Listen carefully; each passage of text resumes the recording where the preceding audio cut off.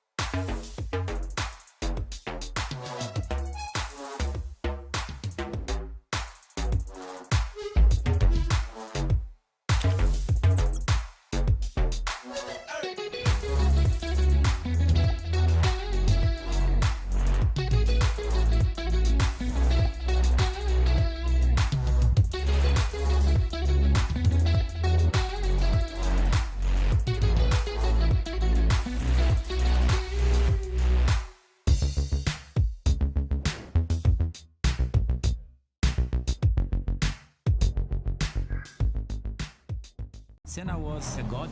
No one could even dream to follow him. I'm from a very humble background.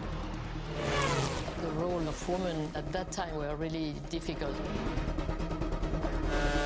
This is so dangerous. You are risking not only your life, but also my life.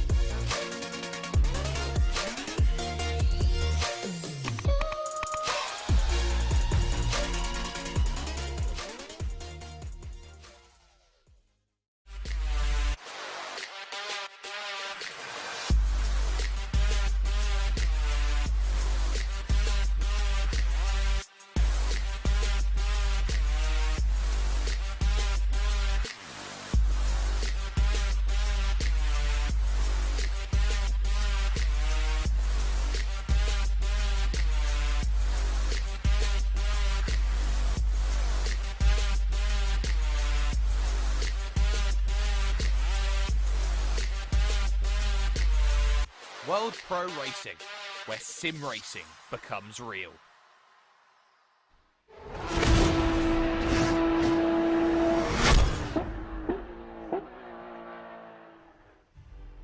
Hello, good evening, and welcome on this cold Friday night, which can only mean one thing. It's the World Pro Racing HyperX Open Series. We are already, if you can believe it, on round number 7. Tonight we head off to Imola, and joining me tonight, my name is David Christie, and alongside me in the virtual commentary booth is Simon Zammit. Simon, a very good evening, my friend. This is a brave new world, isn't it? Definitely. Good evening, David. First of all, lovely to meet you for the first time on this broadcast. Very interesting to have to meet someone and talk to them virtually. You are Scottish? Are you currently in Scotland? I have not decided yet. Yes, I'm from Scotland in the United Kingdom. We don't say that publicly, but yeah, I've been sort of here, there, and everywhere in terms of esports commentary. New to the fold here at World Pro Racing, but definitely recognising a lot of the names that we had out here in the HyperX Open Series. As always, we have to say a huge thank you to our commercial partners, without who this would not be possible in any sense whatsoever. First offly, to Gaming Malta, as well as AMD, HyperX, GTA Mega Racing, Thrustmaster, and to all of our lovely audiences on esports television, on motorsport.tv, and as well on TVM Sport. But Simon, obviously you're over there in Malta just now, and it is really a really eclectic mix that we have here in this HyperX Open Series. Definitely. You know, we have racers from all over the world participating, which is always a really fun thing to kind of talk about, to say that we have built who want to take part and compete for small prizes and just the fun of racing. It's incredible. Now, one of the other things is obviously coming from other Assetto Corsa Competition championships that I've commentated on. Fantastic to see a lot of the big names still in here. Obviously, last time out at Zolder, it was Harry Spears taking the win from the likes of Callie Atkins. But you've also got big names such as Tinko van der Velde competing as well. And I know, Simon, you've had an eye over some of the previous rounds of the championship, but tonight we move to Imola, and that is an incredible, incredible circuit, isn't it? Yes, it really is. You know, we talk about one of the classic circuits from like the Formula 1 sphere and just racing in general. Imola is incredible and should be an interesting race. Obviously, it may be a little more difficult to pass around certain corners, but I think we have enough talent in the field that it shouldn't be too much of a problem for them. And the other thing as well is you are our man on the inside at World Pro Racing. What sort of events have we got coming up in the next couple of weeks? Well, the most recent one coming up is next Wednesday. We're having a casual Formula 3 race. I, off the top of my head, do not remember the track, which is very bad of me. But yeah, it's a casual Formula 3 race, so it'll be interesting to see Formula cars, which in my time here, I've been here since about August only, so I haven't actually seen Formula cars race around, so it'll be interesting to see what kind of unique challenge they bring as opposed to the GT3 cars that we tend to race.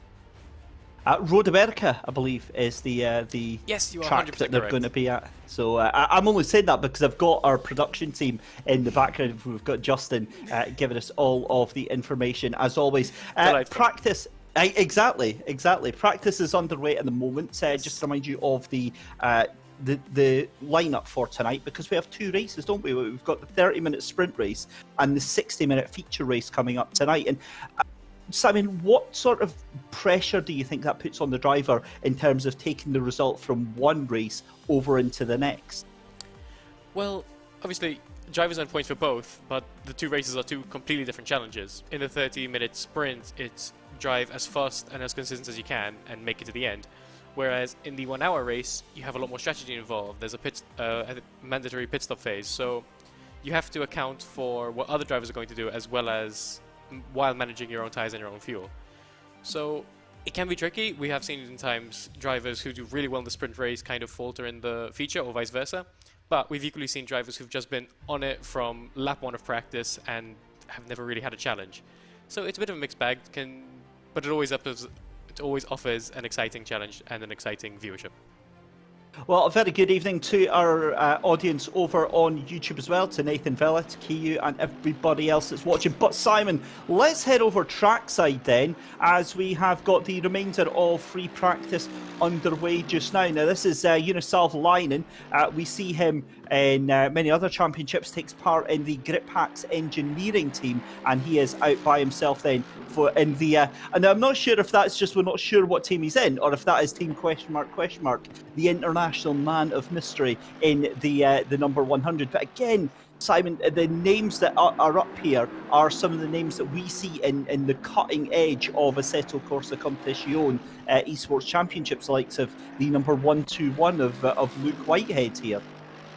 Absolutely, you know, and even here at World Pro Racing, we've seen so many of these drivers come here, perform so well, and even if they haven't necessarily won the race or won the series, it's so good to always see them coming back, always see them fighting again and again.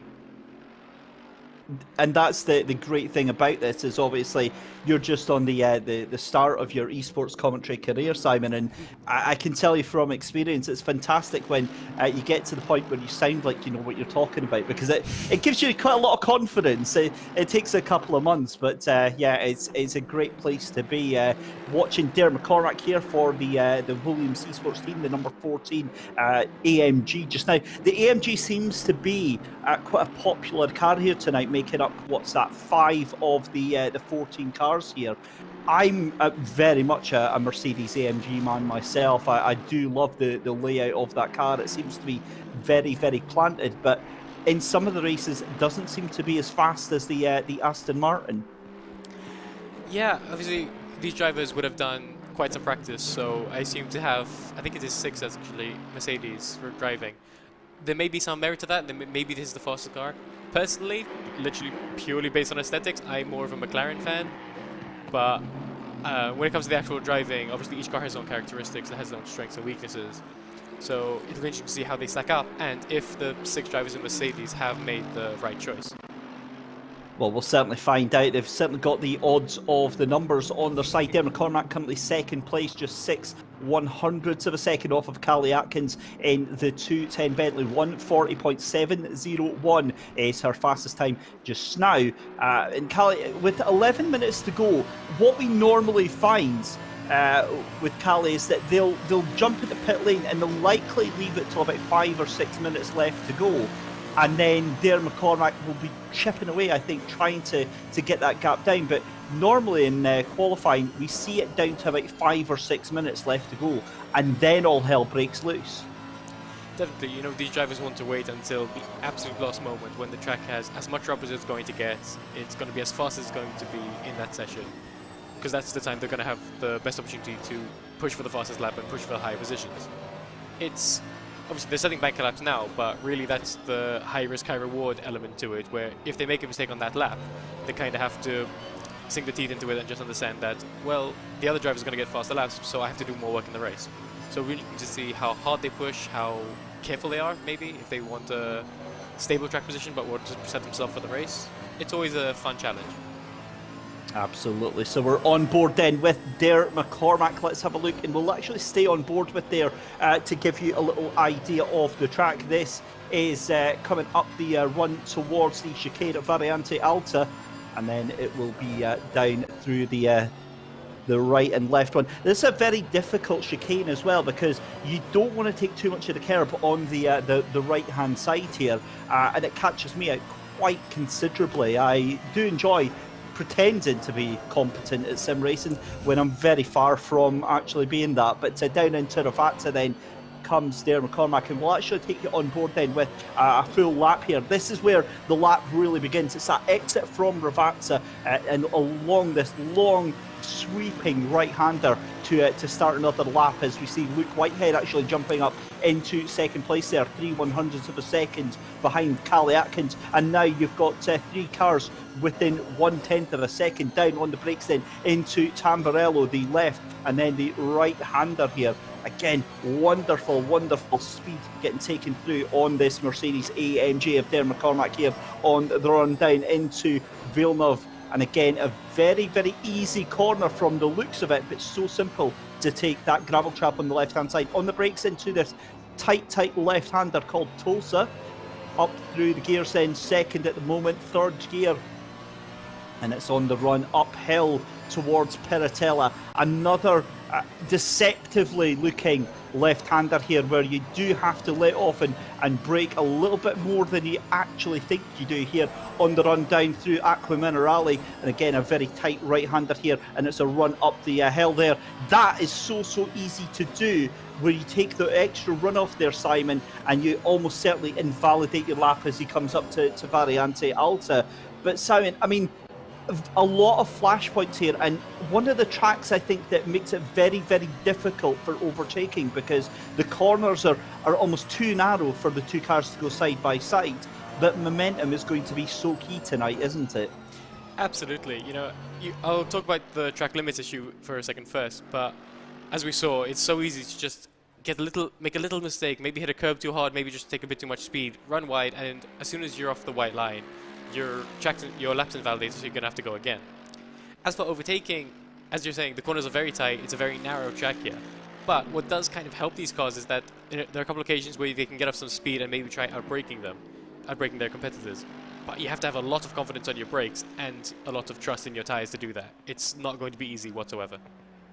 It really is not. As we see Unisalv line, and then in the 100s, currently in 5th position, a whole 1 second off of the time of Callie Atkins, 141.7 there for Unisalv line, and just coming down the hill through Variante Alta and then into Ravazza. This is really going to be the optimal time now for times getting set here, with just 7 minutes and 20 seconds left to go in the session. Simon, track temperature and track conditions here, we have to take a minute to talk about that, because 31 degrees air temperature, 39 degrees track temperature. What sort of effect do you think that's going to have on the tyres and on the tyre life for when we come into the 60-minute race? Well, 39 degrees was pretty much the temperature in Malta over the summer, so I can tell you from experience, it is hell. The tyres are going to be screaming as much as I was in August. It boggles my mind. So obviously I'm over here in the UK, and I think the most I've ever had to deal with is like 25, 26. That's a really good summer's day here in Scotland. So 39, I can't imagine, let alone yourself, but the tyres must take an absolute hit in terms of performance with the temperatures. And given that it's a very tight technical circuit and a very fast circuit, I imagine this must be very punishing for the cars and for the tyres. Absolutely. And we're talking about the feature race specifically. And when it comes to that pit stop phase, the drivers who choose to go longer and have fresher tyres for the end of the race are going to have to really conserve them during the opening phase, so they might be a little slower, they might be more susceptible to getting overtaken. Meanwhile, in the sprint race, if a driver gets caught up in battle for too long, he could really eat up his tyres and then have nothing to defend with come the closing stages. I mean, while we were talking there, we completely missed something. Darren McCormack with an absolute monster of a lap there, 140.314, going 4/10 quicker than he did before, and taking pole position by almost 4/10 of a second. Callie Atkins has been absolutely rattled with that one, but Darren McCormack, seemingly out of nowhere for the Williams esports team, fires it on the pole with just 5.5 minutes left to go. Luke Whitehead and Unisalv Lion are going to be trying to go again. In fact, Luke Whitehead is currently one of the only ones in the top 5 still out there on track as Darren McCormack comes back out again. But, I mean, 140.3 seemingly out of nowhere, Simon. That is a time to beat and a half. Definitely, that's an absolutely incredible lap. And as we were talking again, Savalainen has set a time not as fast as David McCormack's, but is closing in on the top 3. So it'll be interesting to see, as you're saying, the final 5 minutes. This is where the track's going to be getting to its most grippy. The drivers are going to be pushing as hard as they can, just to kind of have the bragging rights of practice. So it'll be interesting to see how much further those times drop.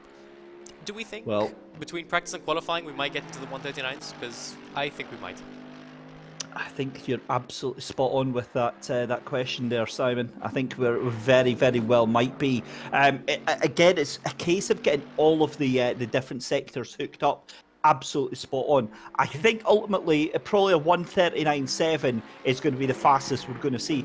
I wonder if it's maybe too hot to see that sort of time going in, because the oversteer and the sliding that or rather the understeer actually it's going to be if you're sliding, is going to be really, really intense for these drivers. If it starts cooling down a bit, which it very likely will, given that its simulated time is 4:40 p.m. and then the race will most likely be a little bit later than that. It will likely cool down just a little bit, but we're only going to have 3 3/4 minutes left to find out. Here comes Ashton Cox in the 158, one of the only Audis out on the grid just now. Luke Whitehead jumps up into second place then, so improvements are definitely possible. Luke Whitehead doing a 140.6, 6.2 for the 121. So at the moment then, it's a Mercedes 1-2, and they'll be absolutely delighted with that. PPR Esports, Luke Whitehead, we know he's got the talent. We know he's got the skill from the various other championships that he takes part in. But what does Callie Atkins and Unisalv Leinen have to answer? I don't think they have anything at all, because with 3 minutes left, they're still in pit lane. There is maybe just enough time for them to get out, do a slow cooldown lap and a slow out lap, and then have a final last gasp at the end. But that time is running out, so I don't know if maybe they're satisfied with their performances and just going to wait it out until qualifying. I can't imagine that to be the case, but it is possible. I don't think we'll see Luke Whitehead again this session, unless I eat those words in about 20 seconds. But yeah, Dave McCormack back on track, maybe trying to improve his time, maybe get even more bragging rights as Kirsten LeBayer goes a bit too wide. Will probably have that lap time invalidated, unfortunately. Currently down 13th place. He's a multi driver. I've had the pleasure of meeting him in person, and he's a very, very sweet guy. So it'll be interesting to see what he can do today. Well, we'll soon find out in just a second. Kirsten Ebeler for the GT Omega RPM Esports team. That is an interesting line over Variante Alta. I'm not sure the stewards are going to think too kindly of that one, but we'll see if there's any penalties. I doubt it. I think it'll just be a slap of the wrist there as we see Oscar Saristo currently down in P10. And one of the excellent things about this championship as well is obviously for those residing in Malta, if you really like what you see here, you can take part just by popping down to World Pro Racing. They've got the simulators available there. You can just book one of them and head down and go down to take part in person. It's always much nicer when you get to take part in these events and you get to look into the whites of the eyeballs of the people taking part. It's quite quiet there though tonight. I think I'm going to nip down there. I'm just going to go and hop on a flight, Simon. You can take care, and I'll have a little shot. But the other point as well is the fact that all of these races are stewarded by FIA accredited stewards, and where else do you get that? That is just such a cool thing that you know or you have a little bit more confidence in the decisions that are being taken are the right decisions. Definitely, and we've seen time and time again when a driver does something maybe a little less than legal, the stewards are very quick to make a decision and make a judgment and make sure that the racing we have here is always as clean and fair as it's ever going to be. And that ultimately is exactly what we are all here for. That's what we like to see, as Oscar Saristo for OSS Racing goes a little bit wide in the Aston Martin, invalidates the lap, and that is going to be qualifying done and dusted for the number 97 car. Tom Otte for Special Racing in the 69, the BMW. This is a car very, very dear to my heart here, Simon. I love the BMW. It was the first car that I raced in Assetto Corsa Competizione. Oh, wow. Unfortunately, in its current guise, it just doesn't seem to be very competitive. That is a shame. It is a gorgeous, gorgeous car. I love the pink livery Tom Otte is currently running. We've seen Tom Otte do pretty well in other races, in other of these HyperX series races. So it will be interesting to see if maybe he hasn't set a lap time yet, or maybe not a valid one. So it'll be interesting to see where he can set himself on the grid as free practice is now over. So this is his one and only chance to get a lap time in until qualifying, of course. A good spread of talent and times going across there. But also, you've got to say the guys who haven't qualified really in a difficult position because they've got, at least, 10 to 12 cars to get past, to navigate past, to get their way onto the podium. Definitely, and the prizes for this race do go to the podium sitters, so it'll be a challenge if you're starting further back. Not impossible, we have seen it done. In our casual race on Tuesday, the car who started in 6th place ended up finishing 2nd, so nothing's impossible in racing, but it's just a question of doing it and having the tyres and the wherewithal to make it happen. Well, it is looking increasingly like then that is going to be a pole position for Darren McCormack. A stunning lap there. 140.3 is enough to secure pole position. It's going to be a Mercedes 1-2 with Luke Whitehead in 2nd place. So was that not the practice session? Isn't qualifying coming up now? That's a very good point. That was me getting carried away. We'll just blame that on first night nerves. That's what's happened there, Simon. It's fine. What happened is, with the power of video editing, which we totally have, because this isn't live, it never happened. It didn't happen. Fine. It's all good. It's all good. But again, it just shows how close the times are going to be, given that was, as you said, free practice. I find it very strange, though, that almost took exactly the same sort of strategy that qualifying does, in the way that, the times come down to, say, 4 or 5 minutes left to go, and then, the really, really fast times, the sort of A-plus times come out. But I wonder if that's maybe they've shown their hand too early with qualifying just round the corner, Simon. It very easily could be. But at the same time, I imagine that a lot of these drivers are going to want to run a qualifying simulation, so they're going to want to know what they can do in qualifying, even if it's not as far as they can go, even if they held back on like the final corner just to keep a little bit in their pocket. For them, it's a good indication of what they can do in the final minutes of qualifying, as we cut to now, I believe. The drivers getting their early out laps. So yeah, so we are just moments away from going quali here at Imola for race number 7 of the HyperX Open Series. It's David Christie here alongside Simon Zammit for live coverage of this race. Simon, just before we do go into to quali then, obviously it shows that Luke Whitehead just on the cusp of taking that pole position. Do you think that gives him some more motivation to really push that little bit extra, knowing that he was so close to Darren McCormack there? Definitely. I think he's going to be looking at those times, seeing and analysing his own his own qualifying pace, and realising where he can maybe make up. I think it was 3 seconds in the end, the deficit, maybe a bit less. But he's going to want to see where he can make up those 3/10 and push as hard as he can to overcome that. Obviously, he doesn't want to start second. He wants to be on pole, as does Carly Atkins, as does Neworth and Otti and all the other names that we see on the left of the screen. They're going to want to push for pole, so they're going to want to try as hard as they can. The issue comes if they try too hard, maybe extend track limits somewhere and get a lap time deleted. But that's up to them to kind of balance how much they push versus how much they restrain themselves, I suppose. And that is a very good segue into the next bit I was going to talk about, with how seriously a lot of these drivers take these championships now, how seriously they have to, as many of them are racing for esports teams, esports outfits. They race in many championships several times a week.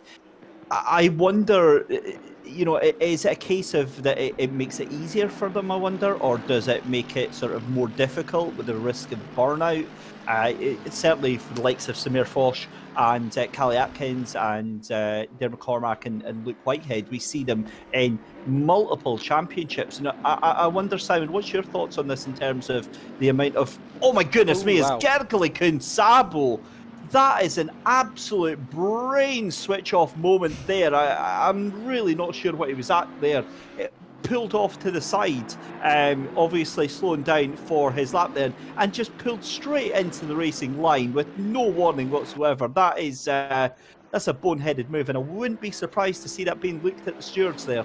Definitely. I think that's a case of him forgetting that he has rear-view mirrors, which in a car are kind of important, especially in a racing situation when you're going slower than the cars around you.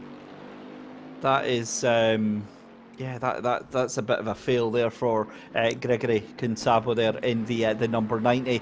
No harm, no foul. I think the car that was involved in that one will just switch straight back to the pits and get back out. But no respite here in terms of times. Callie Atkins straight back to the top then, as we are actually in qualifying, I can assure you, because it says so at the top of the screen. Callie Atkins, 140.731. Luke Whitehead with a 141 right now. So the initial time's coming in. You said it yourself, Simon. These are the banker laps coming in right now. And they're so important, aren't they, these first couple of laps? Because if whatever happens in the next 10 minutes, if you have an absolute stinker of a qualifying session, you've still got these initial laps. Absolutely, and as you're saying, like they are bank laps, as we saw 1:43s earlier in free practice. So these lap times are going to drop, and they're going to drop for a lot of drivers. So it'll be interesting to see who stacks out on top. And going back to, we were talking about track temperature earlier, it has dropped to 37 degrees, which isn't cool by any stretch of the imagination, but it is a bit less damaging on those tires, so they're going to be able to extract more from them, especially around the high-speed corners. I'm just watching that track temperature come down, actually. I think for every degree that comes down, I think we're going to be looking at about a 10th ultimately faster that we could get in the top laps, as we see Callie Atkins going across the line again, 140.5. Now that is 1/10 faster, I believe, than her previous qualifying lap, as we see Tom Otte for Special Racing in that BMW coming down. He's going to finally get a lap in, despite not getting a lap in free practice earlier on in the 69 Special Racing BMW. Also, just noticed that the number 9 of Saristo that we were talking about earlier, the only Godzilla in the field tonight, the Nissan GTR, again a fan favourite on the stream, but really doesn't get the love in terms of the competitors taking it out for a spin. I wonder, actually, is that, do you think, as well to do with balance of performance? Does it struggle, do you think, compared to the likes of the AMG and the Aston Martin? It might do. I think it might just be maybe the track doesn't suit it, so a lot of the drivers have opted not to run it. But it could also be a case of personal preference. You know, we see Samir Farh is the lone Ferrari, and I believe Tom Otte in the lone BMW. So it could just be a case of they like these cars, even if they're not the ultimate fastest performing, they just want to race the car they like, which, I mean, the most valid. Aesthetics is everything. But yeah, it'll be interesting to see. Also, Holm in the lone McLaren, which is so sad for my personal biases. Well, there's always one, you know. To be fair, though, the McLaren is a very, very good-looking car.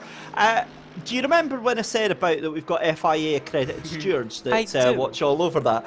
Well, it's just been announced that the number 90, which is Gergely Kuntabo, is getting a 5-second penalty in race for the dangerous move on track. That is absolutely the right decision being taken right there. You have to stamp down on that sort of reckless behaviour in qualifying, given the importance of these qualifying sessions. Slightly surprised, though, that we've only got 10 cars qualifying so far, as Callie Atkins, again, 140.338, goes faster still. Luke Whitehead improves as well, doing a 140.7, but it just shows that track, as the air temperature starts to cool and the track temperature starts to cool as well, those times are going to start tumbling down. Definitely, and you mentioned that so far not every single car has set a lap time, but they are all on track, so within the next minute or two we will definitely have a time from every driver we have here racing today. Interestingly, McCormack hasn't actually set a time yet, so it'll be interesting to see where he slots himself in. Obviously 4/10 between Whitehead and Atkins at the moment, so a nice little gap for him to hopefully overpass, but we'll see. Well, it's coming into that time of the qualifying session now. 6.5 minutes left to go of the 7th round of the HyperX Open Series here at Imola. And just watching Ashton Cox in the 158H3 Racing Audi making his way down towards Ravazza to get another lap on the board, but he's still wanting to get his first lap into the books here.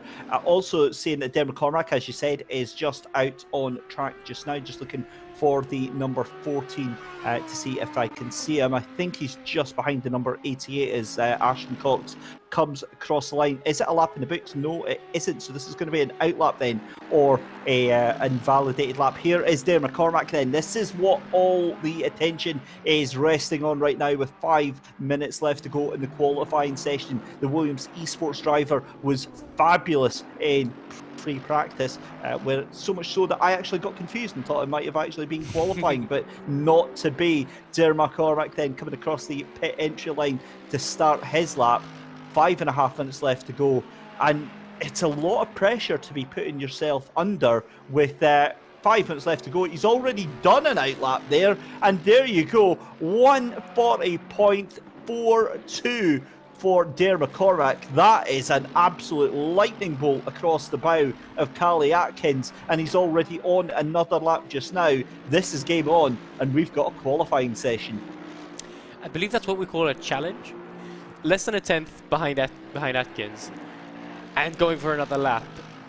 As you're saying, we've entered that magical 5-minute mark where we're going to have so many drivers pushing as hard as they can. Keep an eye on those gaps, because they're going to drop, and they're going to drop fast. Yeah, they really, really are. As we see Daniel Stramer in the GTA Mega RPM esports machine just trying to navigate, I think that is the politest way possible.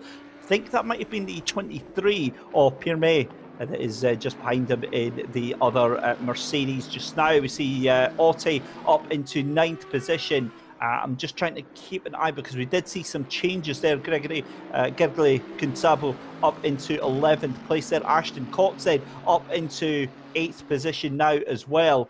And yeah, this is starting to get a little bit tasty right now. My eyes are on the number 14, who is on his way down into Ravazza. Then here is Dermot Cormack for Williams Esports. He's less than a tenth of a second behind Callie Atkins in that 210 on pole position right now. Let's see what we can do. And Dermot Cormack into the pits then with 3:43 left to go. Is that it? Is that Dermot Cormack deciding that his day is done? Or is he going to come out, do you think, Simon, and get another try at pole position? I think he has enough time to get another run. So I think we'll definitely see him again. But he might just be waiting for some clean air on track. Maybe wait for a time where he can get out with as little traffic as possible, so he can challenge unbothered. So I'm looking at this, but well, there we go. Dermot Cormack back out on pit lane. I just wondered as well, because we always go on about qualifying, and obviously it's great to get a good position, but ultimately it makes it more important, I would say, Simon, given that we've got a 2-second spread, almost 3-second spread between 1st and 13th position. So that 13th position is 3 seconds off of the pace that Callie Atkins can do ultimately. So if you're at the back of the grid, so if you're a Bear, McEwing or Reed in 14th, 15th or 16th, that's time that's going to impact you, and that's going to hold you up as well. So ideally you want to try and get yourself into the top 10. Definitely, you know, obviously it's no secret that the higher you start in a race, the more likely you are to get a better position. It's not necessarily how it's going to work out, but it does generally tend to be the way it works. So obviously the costs who are currently 11th down, you have Saristo, Gonzabo, Piamet, Abeyer, they're all going to want to get as high up in the order as possible. But the challenge for them is going to be that all the other drivers ahead of them are going to want to keep their highest spot. So it's a give and take battle. Just noticing as well, actually, Samir Foch in the 88 Ferrari, 5th position. So that's a cracking result for the lone Ferrari, along with Holm in that 777 McLaren. So you'll be delighted, Simon, that your McLaren is up into P6 there. Very fast and a very nimble car. Why do you like it? The main reason, I've kind of grown up. I'm a massive Formula 1 fan, so I've always grown up watching and supporting. My favourite drivers happen to be racing in McLaren. At the time it was Jenson Button, nowadays it's Lando Norris. So it's one of those situations where I've grown up watching them, so now when I see these new McLaren cars, I kind of have to fall in love with them, almost based on pure nostalgia. Well, that's I guess that qualifies then, yeah, I'll take that one. But I mean, obviously the recent heartbreak for Lando Norris in that last race. Hopefully he can overcome that this weekend. But before we get there, we have the matter of 2 HyperX Open Series races to get underway here at Imola. We are just a minute away from finishing qualifying. Dare McCormack has gone across the line. He is currently making his way, I believe, up to Piratella at the moment. He is indeed. That is Kirsten Abier in the GT Omega RPM Esports machine, the number 19. And yeah, that is not how you want to approach that chicane there at Villeneuve. That's not No, it's really not the gonna fastest happen. way around the opening chicane, is it? I've seen more efficient lines, shall we say, on that one. But yes, here, for sure. Here is Dare McCormack then in the number 14 Williams Esports. It looks like he is the only person that is able to bring the challenge. And did he cut the corner at that chicane there? It looked like it for Dare McCormack. He would have stopped the car, I would have thought, though, if that was the case. It's charged down to Piratella. Also making an improvement is Luke Whitehead. That is now a 140.6 for Luke Whitehead in the Mercedes. Here comes Dare McCormack then out of Ravazza for the final time. He's going to go across the line. And what can Dare McCormack do? He doesn't take pole position, I don't believe. He just goes across it now. And yeah, no improvement there. 143.683 that last lap round. So yeah, that didn't really do it for him. I think it's safe to say that we can crack out the champagne then for Callie Atkins, who goes into pit lane. Callie Atkins takes pole position. Dare McCormack in second, Luke Whitehead in third, Eunice Savalainen in fourth position, Samir Foch in fifth, and then it is home in the 777 McLaren in sixth position. So there we go. That looks like we are done and dusted. Is Samir Foch still on a lap here? I think, again, without dismissing Samir, I've seen him take pole position plenty of times, but he just doesn't seem to have the same sort of pace in that Ferrari just now. If he is able to get into the top three, I will be very, very impressed. But Simon, given his previous laps and previous showing in free practice, I think fifth place might be the best that he's going to get out of this. It might be, but, you know, a 4/10 gap to the car ahead of him is a massive gap, but he's the last person on track, so he's going to have the fastest conditions and the best opportunity. He might improve his time. At most, I maybe get fourth, but no, at the end of it, doesn't seem like it. So yeah, fifth for him. A great performance anyway. Going to set him up really well for the race. It's just a question of delivering on that, improving on that starting position. Well, there we go then. So Callie Atkins taking pole position from Dare McCormack, and that is quite a fight going into turn one on the race ahead. We're just a couple of minutes away from going down to the grid just now. Simon, I mean, that was an epic qualifying session, a good turnout for tonight's race, and a perfect example of why the series is the way it is and open to everyone. Definitely, you know, it's we saw Callie Atkins and Dare McCormack, such a small gap between the two races, and they're going to be going into turn one, guns blazing like Max Verstappen and Lewis Hamilton. Hopefully less contact, but you know, that's just a personal wish. I'm the sort of person that wants to watch the world burn. I'm like, no, you guys have, we've got the stewards here. You guys have as much contact as you like, and you'll get penalised for it. And then we'll see. You know, I want to see the BMW win tonight. That's my. See, I was about to make a joke that if it means we get another McLaren 1-2, I'm fine for them to crash at every corner. But you know, again, personal biases. This will all be edited out. It's fine. It's fine. Nothing happened. But I think today's word is brought to you by professionalism. So professionalism and the power of video editing. Exactly. I'm looking forward to the race tonight, though. We've went on about like the names that we've got out there tonight. It is a very, very strong field. We've seen that through the entirety of the season. But with the likes of Callie Atkins up front in the Bentley has got a lot of pace here. Now, we've seen that we've got another Bentley, I think it was P6 on that. So we know that it isn't just the Bentley there.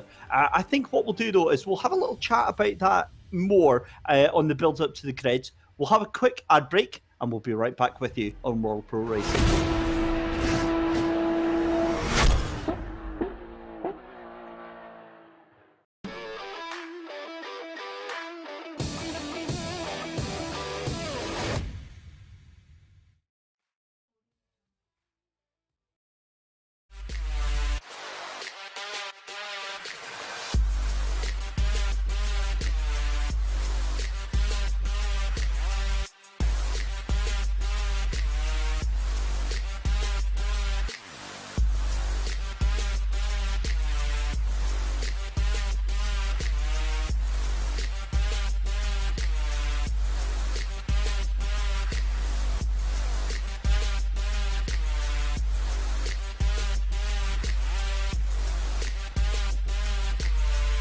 World Pro Racing, where sim racing becomes real.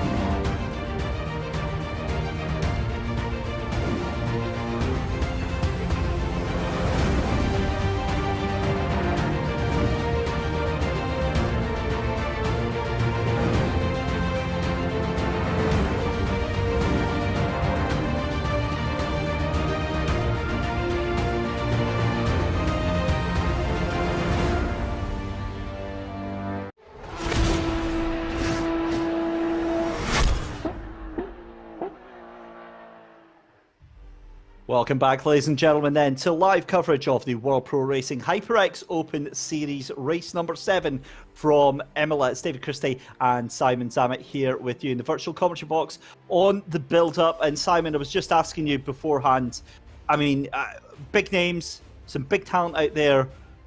Going into turn 1, what are you expecting? Hopefully, we always want a clean race. We always want to see the drivers racing as close as they can to each other while keeping it clean. So, in my mind, I think I want the top 2 to go in side by side and then battle for it, and may the best driver win, I suppose. Or may the one with the best line, I guess, in this case. 2 races coming up tonight. We've got the 30-minute sprint race, and then we've got the 60-minute, slightly longer race. Arguably, you know, they're both going to be sprint races tonight. How much of the rivalry from the first race is going to carry over to that second 1 hour race, do you think? I think it depends on the sprint race itself. You know, if we end up with a situation where the top 2 are battling endlessly for the entire race and P2, like to say, David McCormack outclasses Atkins maybe on the final lap, the anger and the determination is going to be there throughout the entire hour of the feature race. If it's a bit more of a quieter affair, which obviously we hope not, we want as many battles and as many racings as possible. But if it is a bit more of a quieter affair, I think race 2 would be more about changing strategy and seeing what went wrong in the sprint race so they can overcome that in the feature. Well, here comes race number 1 then. 30 minutes of Imola are about to get underway. The cars making their way round Ravazza, Callie Atkins and Dare McCormack on the front row of the grid as Bentley versus Mercedes AMG. Hold on to your hats, ladies and gentlemen. This is going to be a wild one. Race 7 of the HyperX Open Series here at World Pro Racing is about to go green. Callie Atkins just getting the cars under control for the last couple of 100 metres of this stretch. The start is so vital, that run down to Tamburello into turn number 1. And here we go, the green flag waves. It's a decent start for Callie Atkins at the front of that grid, but Dare McCormack gets a good one as well. But look at Luke Whitehead tucked in on the left-hand side there as well, but can't quite make it stick. That is a decent start there. I think that was actually Unisolv Leinen making it up the inside. All of the cars look to have survived turn number 1 there, and we've got a fight for the lead already as Dare McCormack tries thinking about it on the outside of Callie Atkins, but it's not going to be. That sends him further back just now, and we've got a car going across the gravel further back there. We've got a car facing the wrong way. I think that might have been the 89 of McEwing. It is. So the 89 out of the way. We've had a disconnect from 4th place there. That might have been was that Luke Whitehead that's just disappeared? I'm not 100% sure. It doesn't seem like it. Luke White is still there. It might be Savalainen, who has... the number 100, of course, right? So Unisolv Leinen has taken a trip to the Netherrealm, confirmed disconnected from the server there. And, well, welcome to online racing, I'm afraid, my friends. That is the virtual equivalent of an engine failure, and we've seen it so many times happening on the first lap of a race as well. That is a huge commiserations then for Unisolv Leinen in the number 100. Further back is Niall Reid in the Bentley Team M Sport Machine side by side with Pierre May. This is Wojtek Neuer with for Team Shark up the inside into Ravazza as well. And That has been an absolutely frantic opening lap, Simon. It has been. I'm surprised you managed to breathe through it. Well done. But yeah, obviously the top, I believe, 5, now 4, holding on to their positions. Very unfortunate for Savalainen. He had a really, really great opportunity from 4th. But the battle's still going, as we see further back, Niall Reed up against, I do not know who is in the green Mercedes. But they're going almost 3 wide as the car on the inside backs out of it. Yeah, interesting battles all over the field. As we cut to the lead, where we have Kalle Atkins defending from Darren McCormack. He's got the pace on him. He's going to... Simon, that's Unisalvlainen at the back of the field. Unisalvlainen back in the race, but he's in 15th place. That's who that white and yellow car was. So he's on the tail of Niall Reid. So we thought it was all over for Unisalvlainen, but I mean, that's only what, about 5 seconds of a gap to the leaders. So he's well still within this. Definitely, and we see him here challenging a route on Niall Reid. So it could be interesting. Like I said, he has the speed, clearly. He qualified in 4th, so he might be making up moves. He might be one to watch in this race. Oh my goodness me, that is a turn up for the books. He is definitely going to be making his way through the field, no doubt about it, already up to P13, and that is... that's a bit of a strange one. Obviously, some sort of an incident on the back straight there, then ended up at the back of the field, but nowhere near as far back as if he'd actually properly disconnected from the race. So huge news there for Unisalvlainen fans. We'll keep you updated with this one. But as we head into the 3rd lap then, and we have 2 laps under our belts, Kalle Atkins comes across the line, still in the lead of Darren McCormack and Luke Whitehead. It's then a 1.5 seconds back to Samir Foch. Here is Unisalvlainen then. Let's have a look here what happens through the first chicane. And it's on the exit here now. I wonder, onto the grass, and then this is the left-hander then into to Tosa. And it's right here, the car just disappears. The car just... now, I wonder if the car is just...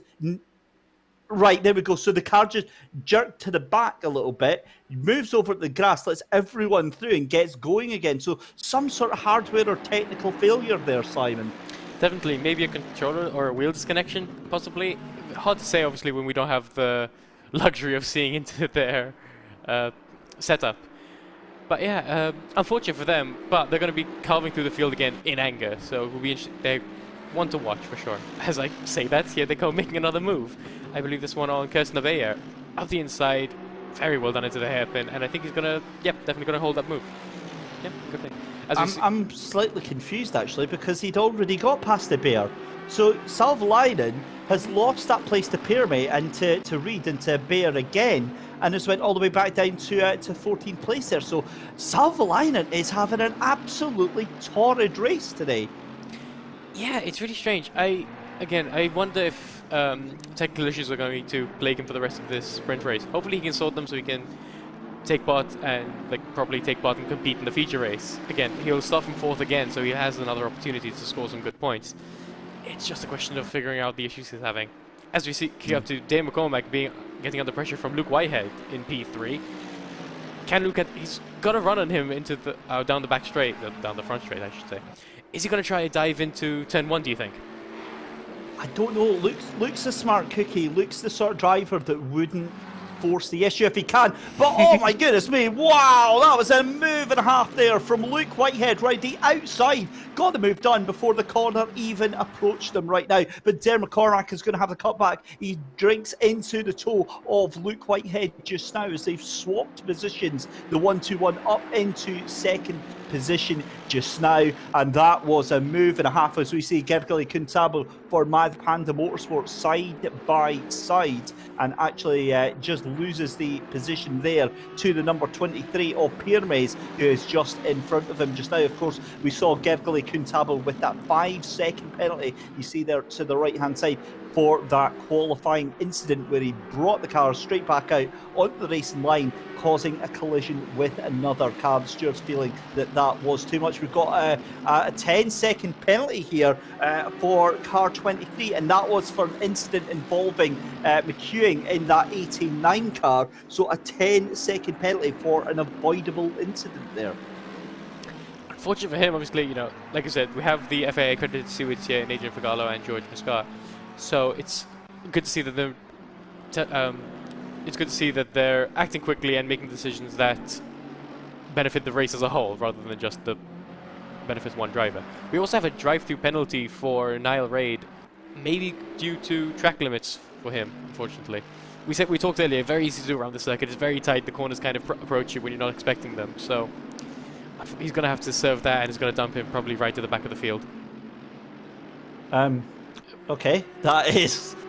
That is a corner. I don't think I've ever seen that sort of line taken through Ravatsa. I do wonder actually if Niall's nursing some sort of problems with that car and he's maybe not able to get it turned in as quickly as he can. He jumps into pit lane. I wonder if that is the last we're going to see of Niall Reid tonight. He's into pit lane anyway, but this is Luke Whitehead back into pressure then from Dare McCormack on the exit of Villeneuve then on the run down in towards Tosa. It's that long left-hander up the run up the hill, and Luke Whitehead actually having to sit back in through the toe there. So Dare McCormack's actually got that move done. I was slightly confused there because of course Luke Whitehead got the move done on Dare McCormack, but he's managed to get that position back as we switch further down. This is the battle between the Nissan, the GTR of Saristo on the number 9 and the 158 of Ashton Cox. They're side by side here. Neither of them want to give up, but it's going to be the Nissan up the inside. He's going to try and take it on the outside there, but it's never going to work. Saristo takes the position. The big bad GTR strikes again. Yeah, very close battles up and down the field. As we see, it's not over yet. Ashton Cox now under pressure from the car behind in Sea of Piermetz. As they come up to the chicane, I don't think he's going to be able to get a move done. He might have to back out of it, and in fact he does. But yet this battle is not over. As we see, Savalainen once again has the speed very close behind them, as well as Kunstraho not too far behind them. Very interesting. I was just waiting to say there, Simon, Savalainen, the fact that he's already making the move on Piermaze as well, and this is Dare McCormack still trying to hold off Luke Whitehead right now. I really feel sorry for our production team and for Justin behind the scenes, because we just don't know where to look right now. There's so much action happening all over the track, isn't there? Definitely, and as we can see from the timing table on the left, Savalainen has got past both Kunstrava and Piermetz, so he's making up some incredible ground in this race. 5/10 currently behind Ashton Cox, so we'll see if he can get into the top 10 in the next couple of laps. But as we as we talk about the top 3 again, a bit of a gap now between Whitehead and McCormack. Maybe Whitehead making a mistake around one of the corners. Just lots of bit of time. He's going to need a lap or two to close back in, regroup, and try another attack, I'd say. Well, a very good evening to Kieran Vidago in our YouTube chat, who said that that it was an orchestrated move, that they're in comms with each other and that they're working together to get Callie Atkins. Well, that might be, but the two of them are just falling off a cliff in terms of Callie Atkins. And if they were, you'd think if they were working with each other, we wouldn't have seen that fight 3 laps ago. Definitely, you know, if the idea is to use each other to slipstream up to Callie Atkins, going side by side around the corner is not the way to do it. You're going to slow each other down, you're going to have to take weird lines, and it's just not going to work. And as we've seen, Callie Atkins has a 3-second gap at the moment. That's not something you can easily close as the pit window is open. So both second and third place cars dive into the pits wanting to get that undercut immediately, which is a very interesting development in this race, because Callie Atkins, how long does he stay out now before making that move? How long does he risk his tyres degrading? And now Kieran's pointed out something. The pair of them are struggling on their tyres, so they've decided to pop in to get a fresh set of boots on. We'll have to keep an eye on that, because we might have a little bit of inside intel there, thanks to Kieran Vidago, again, one of the regulars out there. And also good evening to Harry Spears. I'm surprised we don't have Harry out tonight, out with us to play, but it is what it is. Samir Forsten provisionally takes second place, hunted down by that beautiful looking 777 McLaren of home just behind him. And again, a bit of a lonely race for these drivers right now. Jonas Savalainen temporarily gets moved up into 8th position, but obviously just into to the pits is what's going to cost him there. Now, Kieran's actually saying they're not actually taking tires on the stop, because that would make it too long of a stop there. So I do wonder how they're going to be able to cope pace-wise, if they're not taking tyres and they're struggling on the tyres that they've got, then surely that means that it's going to be just exactly the same issue with Callie Atkins, as we see Eunice Salvlinen making absolutely short work of Ashton Cox for H3 Racing here. Poor Ashton Cox has been a little bit emasculated there. Yeah, unfortunately we got to him right as he was being overtaken. But to focus on this, what you were saying about McCormack and Whitehead for a second. Actually, I'll come back to that in a second. As Jay Holm is currently right behind Samir Foe. He's gonna go to the outside into the first 10-1 chicane. I believe it's called Tamburello, my names. But can't make it done. Can he get a switchback at the exit? Maybe try and move into the next corner. Doesn't look like it. He's gonna have to stay behind for a little bit longer. A very close battle. You said they were running in on their own race at the moment, but they're not doing it quietly. That was a deep inhalation of breath there as Samir Foch now definitely driving in his mirrors home, tries to take the inside line up through into Tosa, the two of them up through the left-hander, but Foch just had the better momentum, the better run out of that corner, but that McLaren is strictly in the the boot lid of that Ferrari up in front. Just also noticing that Gergely Kunsabo's day has gone from bad to worse. He got a 5-second penalty earlier on. He's now got a stop, go 30. Presumably, that's going to... In fact, it can't be for speeding in pit lane. I bet it's because he's not... he must have done something for that one, because stop, go 30 when he's not had a pit stop. That's a bit of a strange one there. And it wouldn't be... I doubt it would be for track limits, because they usually get a drive-through penalty first, and I don't think he did. So maybe we'll get word on what happened to him in a few moments, but unsure for now. As we cut back to Saristo also being overtaken by Savalainen. Well, not in this moment, but being attacked by Savalainen. He really does have the pace, doesn't he? He's really, really pushing that car above and beyond what the other guys are doing. It's scary, the pace that Eunice has got. We see him, I've commentated on him many a time as part of the Grip Hacks engineering team, and devastatingly fast, won many races, and a good team player, but a very fast driver on his own right as well. As Oscar Siristo for OSS Racing comes into the pit, as does the 158 Audi of Ashton Cox. So the majority of drivers now have done their pit stop. We've only got 5 3/4 minutes left to go in the pit window for this first race of 2 tonight. But Samir Foch still out in the lead. Callie Atkins is into pit lane, and it's then going to hand the lead back to Callie Atkins. But that gap now to Darren McCormack and Luke Whitehead, if I'm reading that right, that has got to be, we'll have a look at where the 100 is on track at the moment, to the 210 back to the number 14 there, and that is quite a gap that's opened up with them. That's got to be, what, 3 seconds between Callie Atkins and the 210. And the 121 and 14 of Luke McCormack. Darren McCormack and Luke Whitehead. So the point I'm trying to get to, rather roundaboutly, is the fact that I think maybe that gap has shrunk ever so slightly. I think if it has shrunk, it's ever so slightly. It's still hovering around 3 seconds, 3.7 at the moment as it stands. But I don't think the early pit stop has really done as much as they were hoping it did. Now it's a question of they've taken the early pit stop. They're going to have maybe a quicker pit stop, but more fuel on board. How is that going to work out towards the end of the race? What can Callie Atkins respond with? Because a 3-second gap is not a small amount to overcome. It's going to take a lot of pressure, especially when you have to consider they have to get past as well.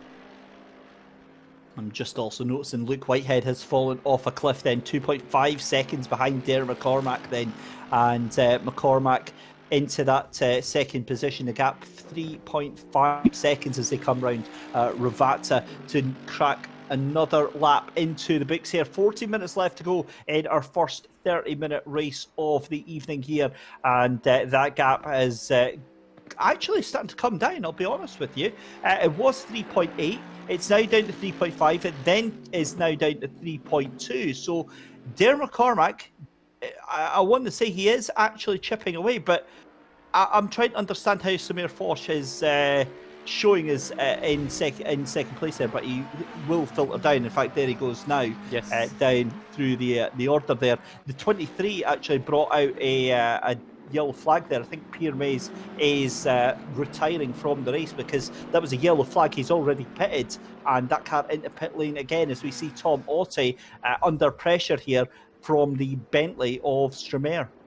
Stremer has a 10-second time penalty there against his name, so I'm not sure if we have word from what he did. Maybe track limits, but he does get past. Well, he's going around the outside. Well done. If he can hold it around the outside of I forgot the name. Toza. Yes, that's the one. He does seem to have done it. He's going to have the inside now into the next corner. I'm an idiot. He's going to have the outside around the next corner. It's going to be difficult to hold it there, and Tomotti just forces him a little bit wide, gives him absolutely no more room than he needs to. But Stremer's still on the inside, still going to have the move done.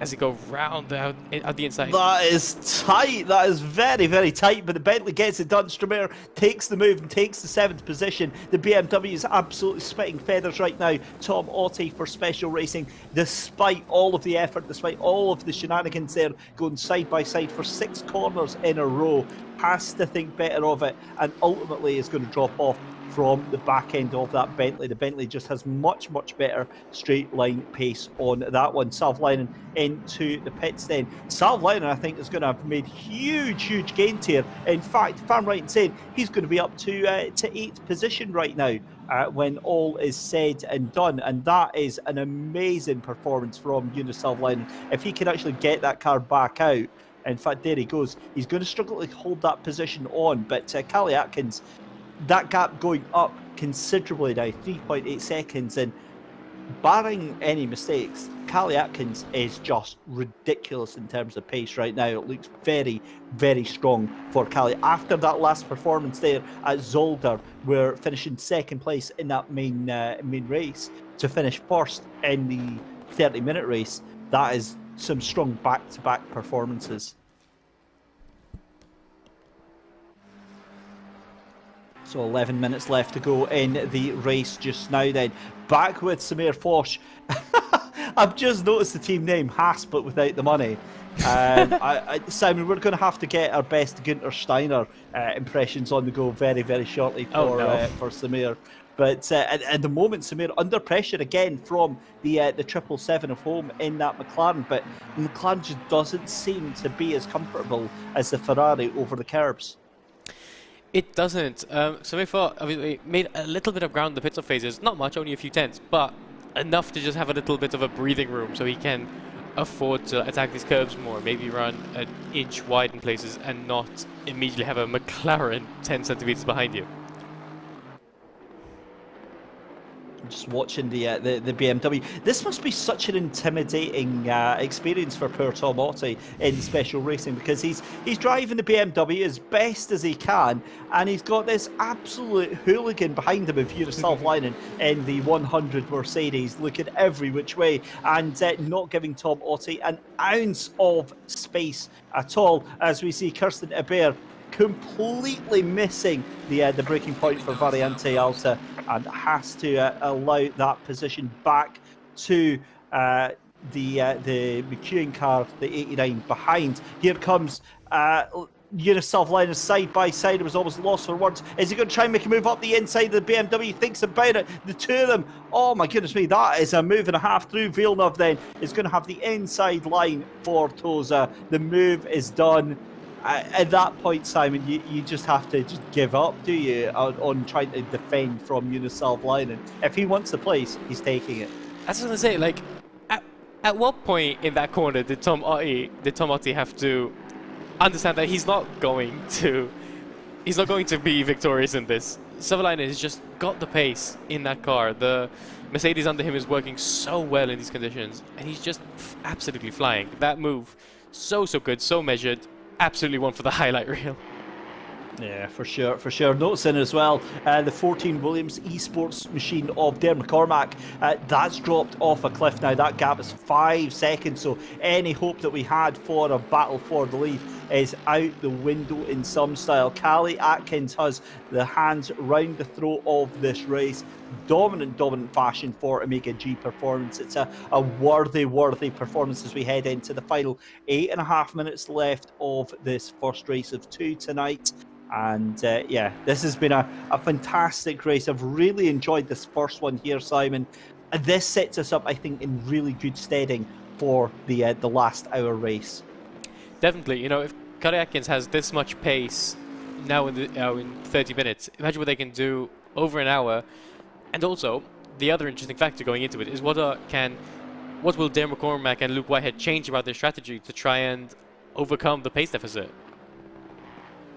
I think that's it, because it's almost, for Callie Atkins, they've now got a target on their back for that second race, where Darren McCormack and Luke Whitehead know they can't afford, if they want to have any shot at the win tonight in that hour race, they cannot afford to fight each other. It's all about that turn one and just sending it up the inside there. So I think the hour race might be a little bit more dramatic at the start than our first half-hour race. Just a reminder then, if you want to join on board with all of the events that we do here at World Pro Racing, head over to worldproracing.com, join in the community. You can join in the weekly casual races as well as the special events that we run as part of World Pro Racing, worldproracing.com. Callie Atkins, though, with 7 minutes left to go, the gap now nearly 6 seconds. Luke Whitehead isn't anywhere to be found. I'm just turning my attention here to Unisalv Leinen. I honestly think that he could have that 6th position from Stramair if he keeps going at that current pace. Well, that's the thing. Stramair has that 10-second time penalty, so he's going to get the position regardless at the end of the race. It's a question of can he get it on track, which is obviously most probably what he's going to want to do. I think he's probably a bit too far back. There just isn't enough time for him to challenge Home, unless maybe Home makes a mistake.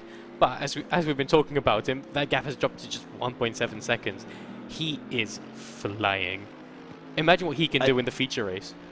Exactly, it's just been absolutely relentless pace, and this is what you see. This is what separates your casual racers from your pro racers. And I've had this conversation, Simon, many times on many different broadcasts, but you know, we're in a very different world now, whereas yourself and myself might, as we see Dare McCormack going very wide there, again, struggling with those tyres at Aqua Minerale. But for myself and possibly for yourself, Simon, we take part in esports races for the fun of it, just because it's something to do, whereas for a lot of these drivers, it's actually their job. They're employed by some of these esports teams and paid considerable amounts of money to turn up several times a week and deliver on results.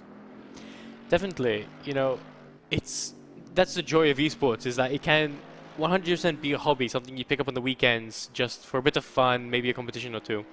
But it's gotten to a point now, especially thanks to COVID more than anything else. Well, I'd say that COVID has obviously helped bring it into the mainstream. It is a genuine career opportunity for some of these drivers, which is honestly so exciting to see.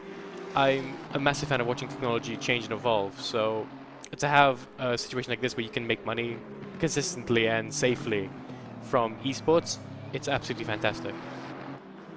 It's a double-edged sword as well, though, because obviously with that money comes this expectation, and it does turn what you used to do for love and passion and enjoyment into a job. You know, you are expected to perform time and time again. And the amazing thing that I always get completely blown away with is the fact that these teams that are, you know, running these drivers, they don't have the same sense of loyalty. So like in real life motorsport, if you're having a really bad season, you'll last at least half a season, whereas in esports races you might not make it to the next month with your current team, because they've got a endless supply of these incredibly talented drivers that are willing to snap up the positions left, right and centre. It very much is a very different world. Definitely, you know, and I think you find that in many of these more recreational activities turned into jobs. You know, you see it in how many like YouTubers and influencers have we heard, how many writers have we heard, that their hobby, this passion of theirs, kind of becomes a bit of a drag. It's an unfortunate truth to some of these more, I wouldn't say idyllic jobs, because on paper they're gorgeous. You know, you play games all day from your house, but everything has a dark side, everything has a more bureaucratic side to it. So it's unfortunate, but it is just a reality that if it's a, you know, meritocracy more than anything else, if you're not good enough, you don't get the as many opportunities as drivers who are performing better. Yeah, for sure. As we see a yellow flag coming out there, that is Cox in the 158 Audi, who loses it at Variante Alta from the looks of it on the track map there. The 158 all by himself now, trying to fend off the 89 of McEwing there. Gets on the go again. Doesn't look to be any damage with that car of Ashton Cox, but yeah, 3 minutes left to go. 11th place finish. I've got to be honest, I would be happy with that if that was me. But then that's because I'm not very good as a sim racing driver. I do say that, but I'm just, you know yourself, it's like you've got being good at sim racing and then having the pace of some of these absolute aliens who are able to just destroy lap times left, right and centre and put in these incredible performances. Here's a replay then of the H3 racing of Ashton Cox then. This is going to be, as I said, on the run down to Variante Alta, onto the curbs. The car was already unsettled at the exit the corner and faces the wrong way. No harm whatsoever, other, Simon, than a bit of damaged pride there. Yeah, you know, it's such an easy mistake to make. You get on the power a bit too soon, you hit the curb wrong, you know. These cars are quick and they're not the most stable at times, so it's very easy to do. Unfortunately for him, he's going to lose a couple of places maybe and lose a lot of time, but like you're saying, no damage to the car. He can continue with his race, just maybe a bit of hurt to pride. I've got to be honest, it's the least favourite GT3 car for me, the Audi. It's a wonderful car to look at. It looks beautiful. However, driving it is a very frustrating experience. It suffers massively, I find, from snap oversteer. It drives fine for the majority of the race, and then one fateful corner, it's just going to decide to pitch you into the nearest tyre barrier at a high rate of knots. But here comes Callie Atkins then, 16 laps in the book, and it's been a light to flag performance so far for Callie Atkins.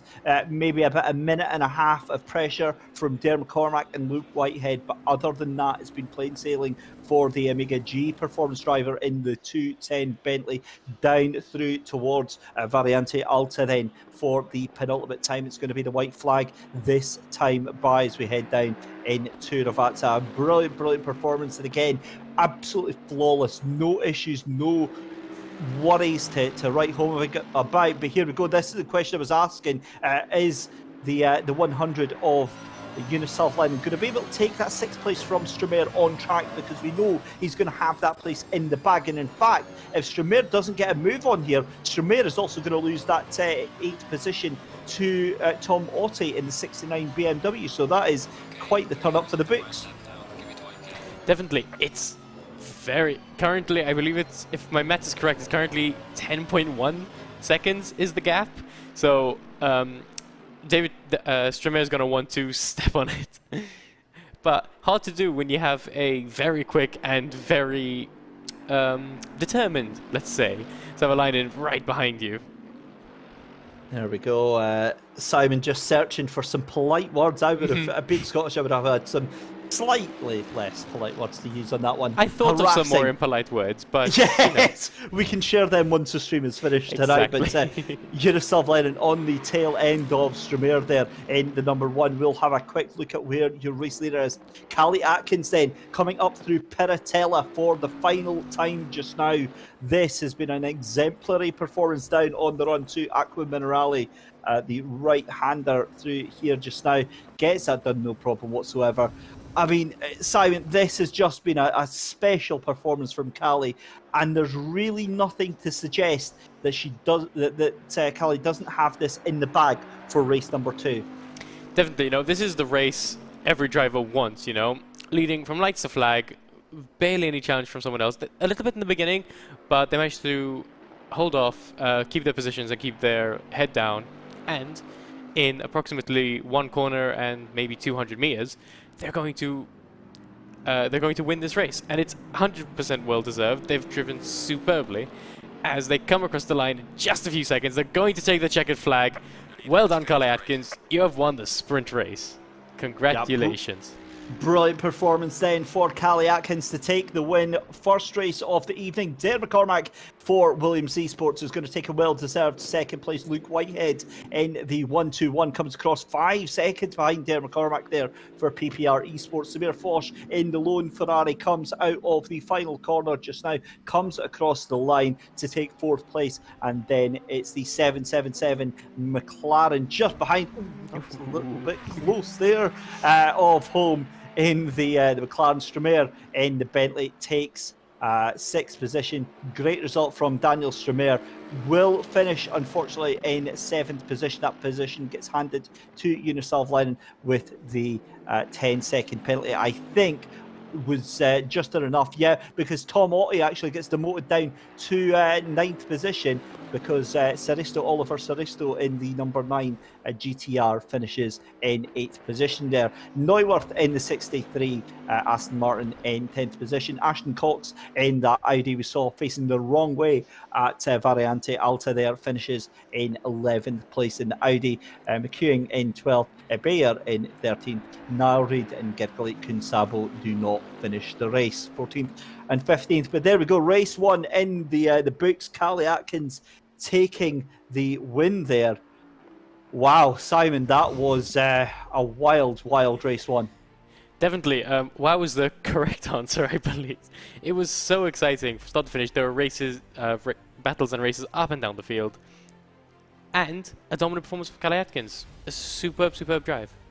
Yeah, fantastic stuff. As always, a huge thank you to our commercial partners over at Gaming Malta, as well as AMD, HyperX, GT Omega Racing, Thrustmaster, and our broadcast partners at Esports Television, Motorsport.tv, and TVM Sport, as well as obviously all you lovely people over on YouTube as well. So, race 1 is out the way, is in the books. We go back to our qualifying positions for the next race. Also, a huge thank you to Twitch. We can't forget our viewers on Twitch. When we come back, though, Simon, let's build up for the next race, because obviously a lot to talk about. Well, we've got to pay the bills. Time for a very quick ad break.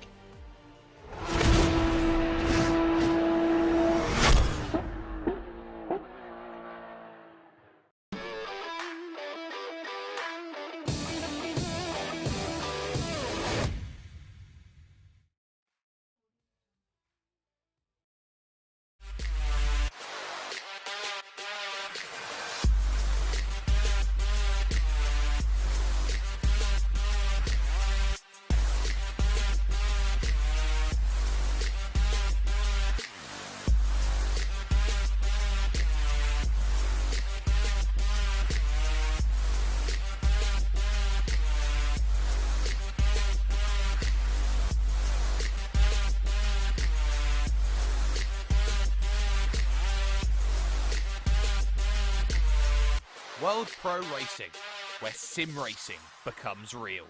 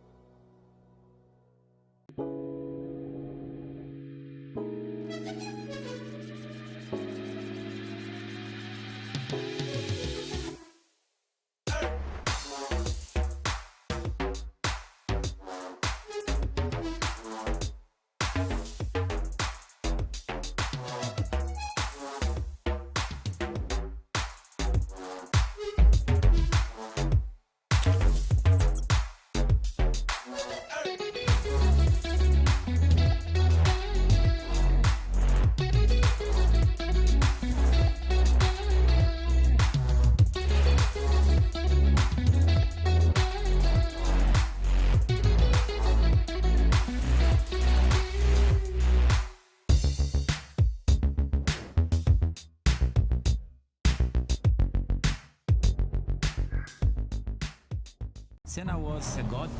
No one could even dream to follow him. I'm from a very humble background. The role of women at that time were really difficult. It's just so dangerous. You're risking not only your life, but also my life.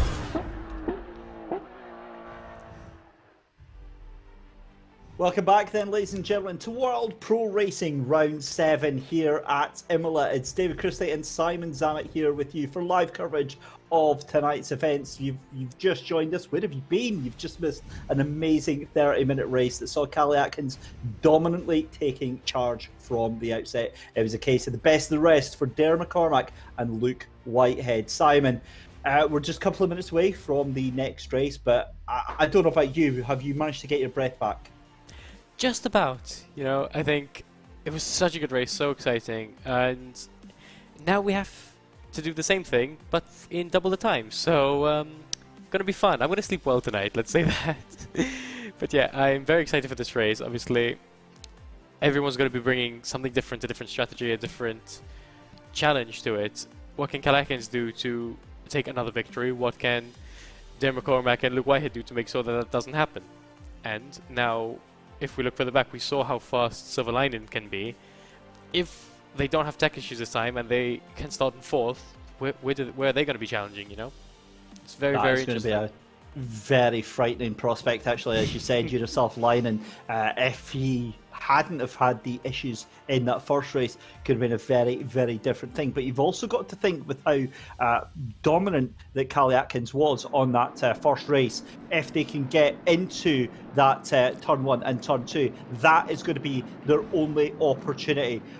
Time for chat is over because we are just coming into Revataren for the start of the second race here on World Pro Racing. This is the HyperX Open Series, and it's Callie Atkins who is out front and in charge of Dare McCormack and Luke Whitehead. But Uniself Linen, perhaps his best chance tonight, is still back there in fourth place, hopefully avoiding any of the technical issues. The cars gently make their way down. This is always the most nervous bit of the evening because there's a lot of pressure on Callie Atkins' shoulder, but the two cars line up in 2x2. Callie Atkins, Dare McCormack, Luke Whitehead, Uniself Linen, Samir Foch, Holmes, Tremere in the 5th and 6th place cars just now as we wait seconds away from the green flag. They're inching ever closer. There we go, the green flag flies and race 2 is underway. 60 minutes here and it looks like Dare McCormack gets an absolute blinder up the inside. This is it. This is going to be their only chance to get past Callie Atkins. Around the outside, there's contact, but it looks like Dare McCormack just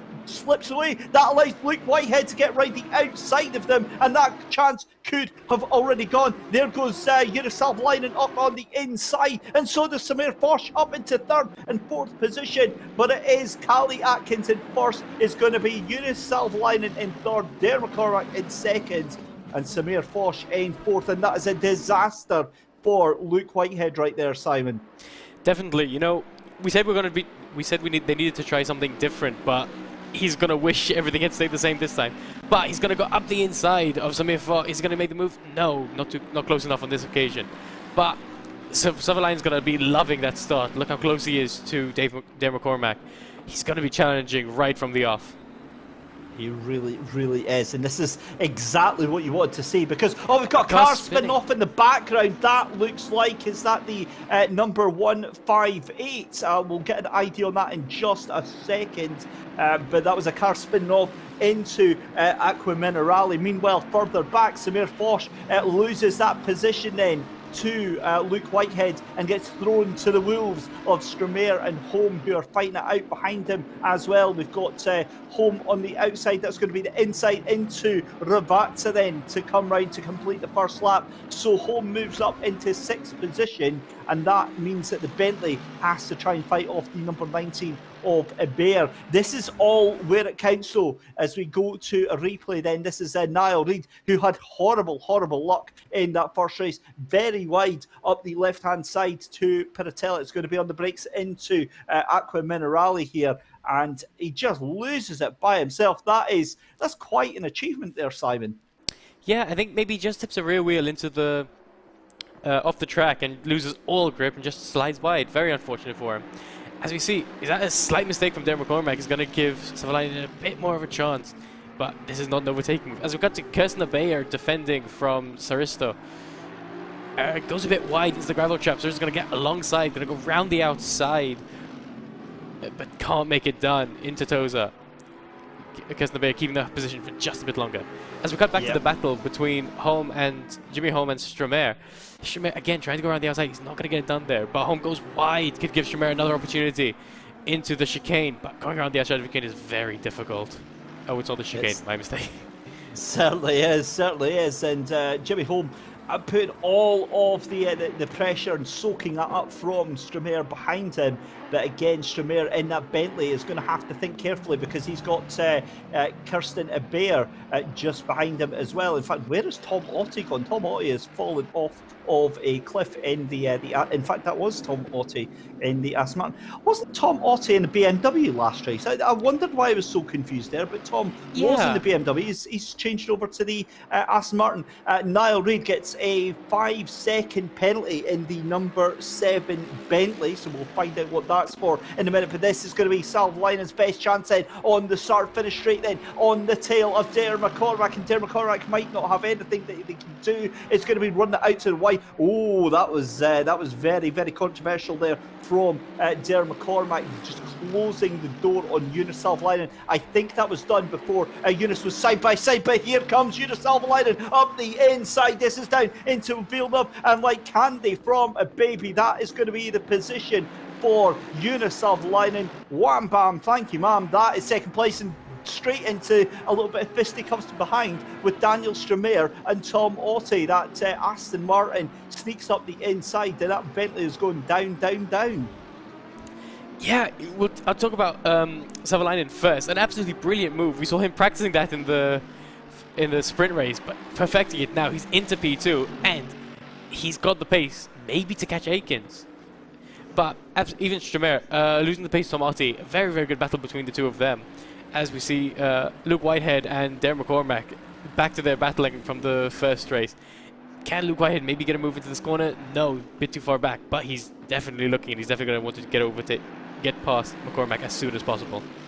Well, if they two are working together, McCormack's going to have to let Whitehead go, because the pace that Whitehead has got right now is incredibly fast, and they need to work together to at least stay on the back end of Salvalainen. If Salvalainen lights that touch paper and gets going, then I think Callie Atkins might have something to worry about. But at the moment, 4.7 seconds is the gap. The 2:10 Bentley of Callie Atkins for the former race winner is absolutely away with it.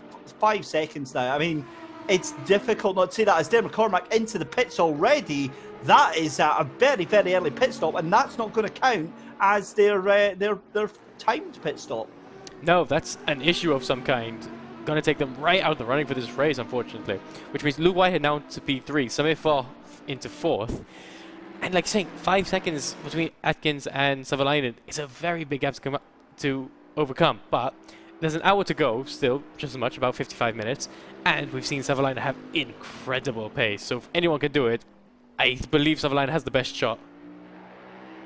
Well, I'm still trying to rack my head around there, McCormack there, and apparently it's they've been bugged out because they've still got the tyres on from the last race there. So a huge thank you to Kieran Vidago for giving us the inside intel on that one, and that's very, very unfortunate if that is the case on that. Definitely, you know, again, we talk about it. Unfortunately, these things happen. It's a virtual environment. We can't control every aspect of it. Sometimes games glitch and make mistakes. It's unfortunate for him. He was driving really well. He had a really good opportunity to score some good points. Hopefully he can get back into this race somehow, but it's very, very unlikely. He's going to have to make a second pit stop at some point. It's going to be an uphill battle for sure. Well, he's actually disconnected from the server, so Dare McCormack taking no further part in this feature race for tonight then, and that is a huge, huge disappointment for Dare McCormack there. Luke Whitehead is going to be very happy with that one though, because that means that he is up into 3rd place then. Unisolv Linen now dropping further back, and I've got to say, Callie Atkins, the pace that they've got right now is absolutely scandalous. We're only 4 laps into the race, and that gap is almost 6.5 seconds, Simon. That is frightening pace. But they're going to have to be very careful. If they are using too much fuel or using too much tires, they're going to be a lot slower come the pit stop phases and then maybe the end of the race as well. So the thing with these hour-long races, we never really know what strategy the drivers are running until they make their first pit stop. If Savalainen is running heavier fuel than Atkins, that might play a part later. If not, when he has a shorter pit stop. If not, this is genuinely Atkins' pace and they're on a similar strategy, that is phenomenal. I've got to be honest, I do think the latter is the case. I think this is just straight out pace that we're seeing from Callie Atkins here. What we've also got to remember is Unisolv Linen had that great start, but under real pressure here from Luke Whitehead. So again, there could be a little bit of fuel saving going on, there could be some tyre saving, but given that they've all got to come in within that same pit window, and they've all got to take on a certain amount of fuel during that pit stop, you know, it kind of minimises any sort of advantage that they would have from playing strategy. Just to bring you up to date as well with the number 7 there, you see they've Niall Reid has got 15 seconds worth of penalties. That's actually for 2 separate incidents. One with the 89 of Tom McEwing and the 6:30 of Neuwirth there on earlier laps. So again, real heavy penalties there, and Niall Reid essentially out of all contention with this race. Yeah, you know, I'm very glad that we have these. We've mentioned it a couple of times now, but I'm very glad we have the FIA accredited stewards to crack down on incidents like this. Because if it's an avoidable contact, you really don't want to be seeing those. You know, we're trying to have a clean race, we're trying to have the most exciting race we can. So having someone make a few mistakes, cause a few accidents, it's good that he's been penalised. Unfortunate, obviously, for the other drivers and for him as well, but it's always good to see that the stewards know when to step in and say, hey, this is enough's enough, you know? Absolutely, and you know, the punishment really does fit the crime in these situations. Obviously, lots of available options that the stewards have got. Usually it's a 5-second penalty. If it's a more serious issue, it's a 10-second penalty. They can issue a stop-go 30.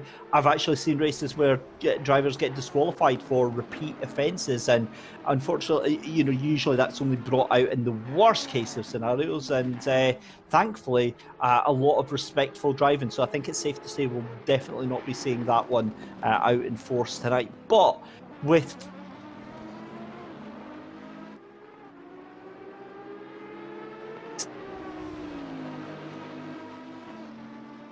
left to go, and you've got to say that Callie Atkins is, I mean, obviously it has got to come across lap traffic. That's going to be another thing in about probably 20 minutes time, but at this current pace, Salvline and Whitehead, Foch and Home don't have an answer to the pace there.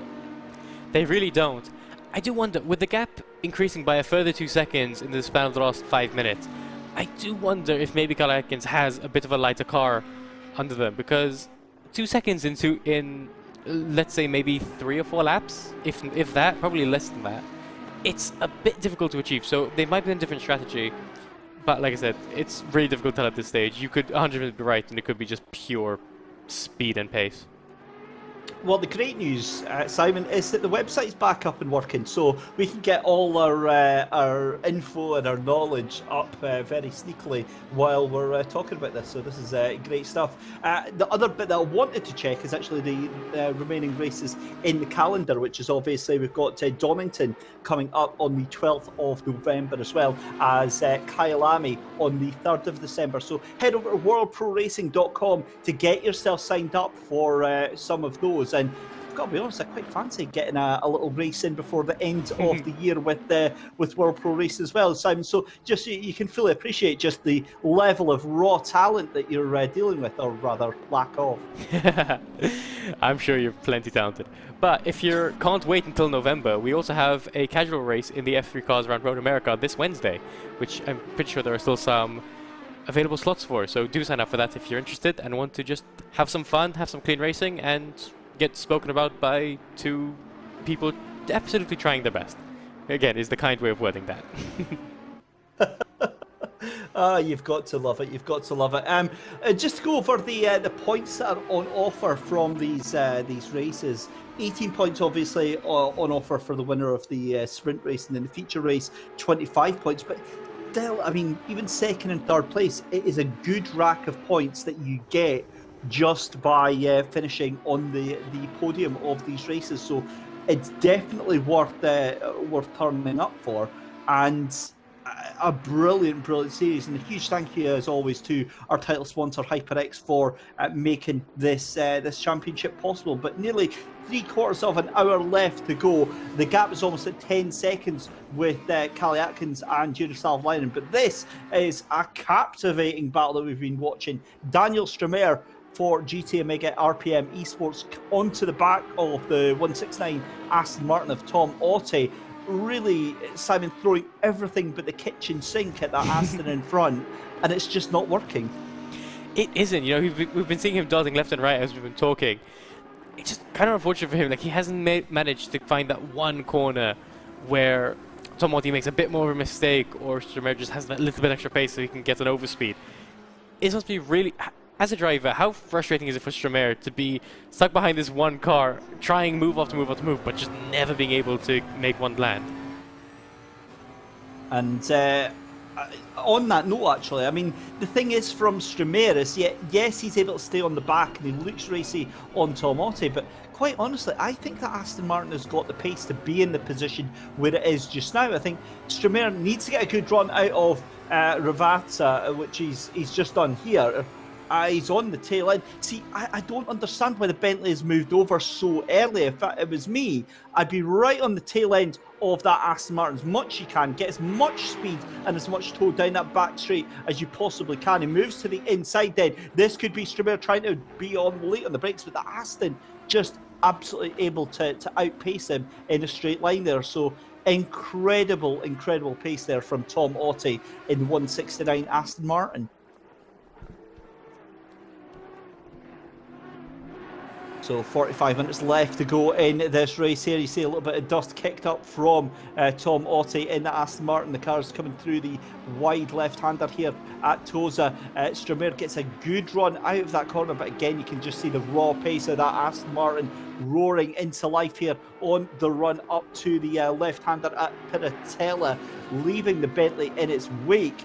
But Daniel Stramer in that GT Omega RPM esports machine isn't taking no for an answer. Meanwhile, back at the front, Jaroslav Leinen now dropping off, and actually Luke Whitehead is trying to catch into that gap now. It was 2.5 seconds. The gap now just 1.6 seconds. So I wonder if Eunice has maybe taken a little bit, Simon, too much out of the tyres at such an early stage of the race. As the Audi gets it all wrong, Barry Antialta goes hopping over the curbs, and as predicted, straight off into your nearest available barrier. very unfortunate for Ashton Cox there. You could see him pushing to try and catch the battle of between Otti and Stremer. Pushed it just too much, got a massive bump on the off track and just disappeared straight into the wall. Very, very unfortunate. But we now cut to the battle for fourth, which, as J-Home has a little bit of a look into turn 1. Can't quite get it done.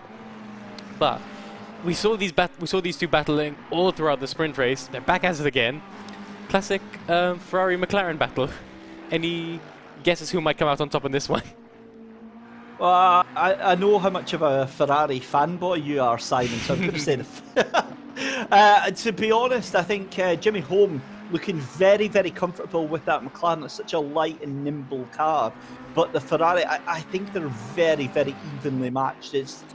Jimmy doesn't look, from what I've seen of him, this is the first time watching him as a driver tonight. He doesn't seem the driver that's going to just fire in at any opportunity. And from your experience, Simon, I'm sure you'll have seen plenty of drivers that just dent it at any available opportunity. But I think this is going to go on for the next 15 minutes. I think if Jimmy can get his nose in front, he has got the better pace. But Samir doing a brilliant job of driving defensively as we go back to Tom Otti trying to hold on to that position from Daniel Stremer in that number 1 Bentley. He's doing the job just now, but again, you've got to wonder for how much longer. Absolutely, you know, Daniel Stremer wants to get this. Does have the pace over Tom Otti. He wants to get this move done as he sends one very. That is. Okay. For those of you who missed that, it was a massive dive of the inside of Tom Otti. Massively outbroke himself. Maybe an accidental move, but yeah, went into the gravel and has now lost a lot of time. He's going to have to make that up. As we cut back to the battle for fourth between Four and Holm, I wanted to mention this earlier, but I think, as Daniel mentioned earlier, it is a question of that the McLaren might be a little bit faster than the Ferrari, but all throughout the sprint race, we watched Samir Four be able to defend his position and be able to hold on. So I think we might be seeing that again, and Holm just needs to wait till he has the right overspeed and wait till he has the right moment to make a move stick. We'll certainly have a look and see that one. 42 minutes left to go in the race. Callie Atkins out in front by a commanding, well, it must be about 12 seconds. There we go, 12.3 seconds over the time screen. Savalainen opening up the gap over at Luke Whitehead now, 2.8 seconds. That was down to 1.6, so that's gone up by a second as well. Again, with 40 minutes left to go, that doesn't sound like an awful lot, and that could be all changed over through the pit stops there for the Omega G performance driver. But again, another amazing performance so far from Callie Atkins in that 210 Bentley right now. Savalainen in second place, Luke Whitehead in third, Samir Foch in fourth position. It's Jimmy Home in fifth. Tom Otti is in sixth position. Daniel Stremer in seventh. Oliver Saristo in eighth. And then you have got Cox in the Audi after that earlier contact in ninth position, with Tom McEwing in 10th. Right, well, actually, we need to give a shout out to Wojtek Neuwirth in 11th place, Kirsten Abeher in 12th position, and Gerble Kuntabo at the back of the field in 13th. But it's side by side, and Foch moves to the outside. That hands the inside line to the McLaren, just gets away with it, and Jimmy Home back on the accelerator. But now this is starting to get a bit dicey between these two. This is starting to get a little bit fighty, and McLaren again is going to try and outbreak on the inside there. Surely that's going to be contact. They just avoid it into Villeneuve, and now we've got a race in our hands with 40 minutes left to go. The McLaren is starting to get a little bit impatient here. Definitely, that's exactly, you took the words right out of my mouth. I think impatience just getting the better of Jimmy Home, but he clearly does have the pace. He clearly, I believe, in a lap or two will have the pace to get a move done. It's just a question of waiting for the right time to strike. He's been behind a couple of laps already. He's not going to want to stay behind too long, because the longer he's behind Samir Four, the more Whitehead's going to pull a gap on them. So he really wants to get this move done, but he has to be careful, because if he ends up in an accident, he's going to lose a lot more time than he would just following Four. So, as a driver then, Simon, when do you think that, or how does a driver know when the right time is to make the move? I feel like it's maybe 80% planning and 20% opportunity, because obviously you can plan a move as much as you want, but if you never know what the other driver is going to do. If Four positions his car perfectly in the middle of the road and there's nothing Jimmy Holm can do, he can plan it for 10 laps, but he's just not going to get past. So it's about knowing where your car is faster, waiting for a time when you are actually faster than the car ahead of you, and just having the opportunity. Maybe the car in front leaves a bit too much of a gap. Maybe he runs a touch wider than he did last lap, and that's the moment you have to strike. You have to be very quick on your toes. Just seeing there that Samir Foch a little bit further ahead of Jimmy Holm than last time round. So Jimmy not able to get the same sort of run into turn one as he was last time round. Also, Daniel Stramer in that number 1 Bentley has closed right back up to Tom Otte in the 169 Aston Martin. So again, that battle's still raging on. So we've got two cracking little fights going on here, as if by magic our production team switched to Tom Otte in the Aston Martin in the I love that team name, Racing Green boy. But Daniel Stramer is going to be all over him if he keeps racing like that. Definitely, you know, running wide into the gravel is not the fastest way around the track, surprisingly. As we got down a little bit further back to the grid, we're a little bit further down the grid as we have Conzavo battling with Kirsten Abeyer. Kirsten Abeyer not able to get a move into the first corner. But again, another close battle, something to keep us interested, something to keep this race exciting, as if it wasn't already exciting enough. Well, here you go. Ashton Cox side by side with the Tom McEwing, the 89. So this is not going to end in tears, is it? Goodness me. As neither of them predictably wants to give up. There's more contact on the way round through Piratella. It's going to be last lip breakers into Aqua Minerale. But Ashton Cox gets the move done. The Audi is basically trying to swim for its life right now. It had a decent performance earlier on, but it is just going backwards at a rate of knots here. And the Mercedes, my goodness me, I mean, 9.9 for style points there, Simon, but I'm pretty sure that suspension is going to be a bit knackered after that one. Definitely, I wouldn't want to be those brakes after that. That absolutely just a case of outbroken himself way too much. Very good job for him to throw it across the corner, not hit anyone, and give the place back immediately. A very, very respectful response to that mistake. Nah, I think if it's me, it's goodbye, cruel world. You just straight into the car in front of you, and then it's Alt F4 and quietly leave the Discord server. But thankfully, no such issues there for McEwing. This is back then to that battle with Stramer and Stramer's got ahead of Otte. Stramer's got ahead of Otte. We just missed it, unfortunately. Hopefully we can get a replay in the near future. But again, we saw Stramer have the pace. We saw Tom Otte making a couple of mistakes. I think a combination of the two led to Stramer taking 6th place.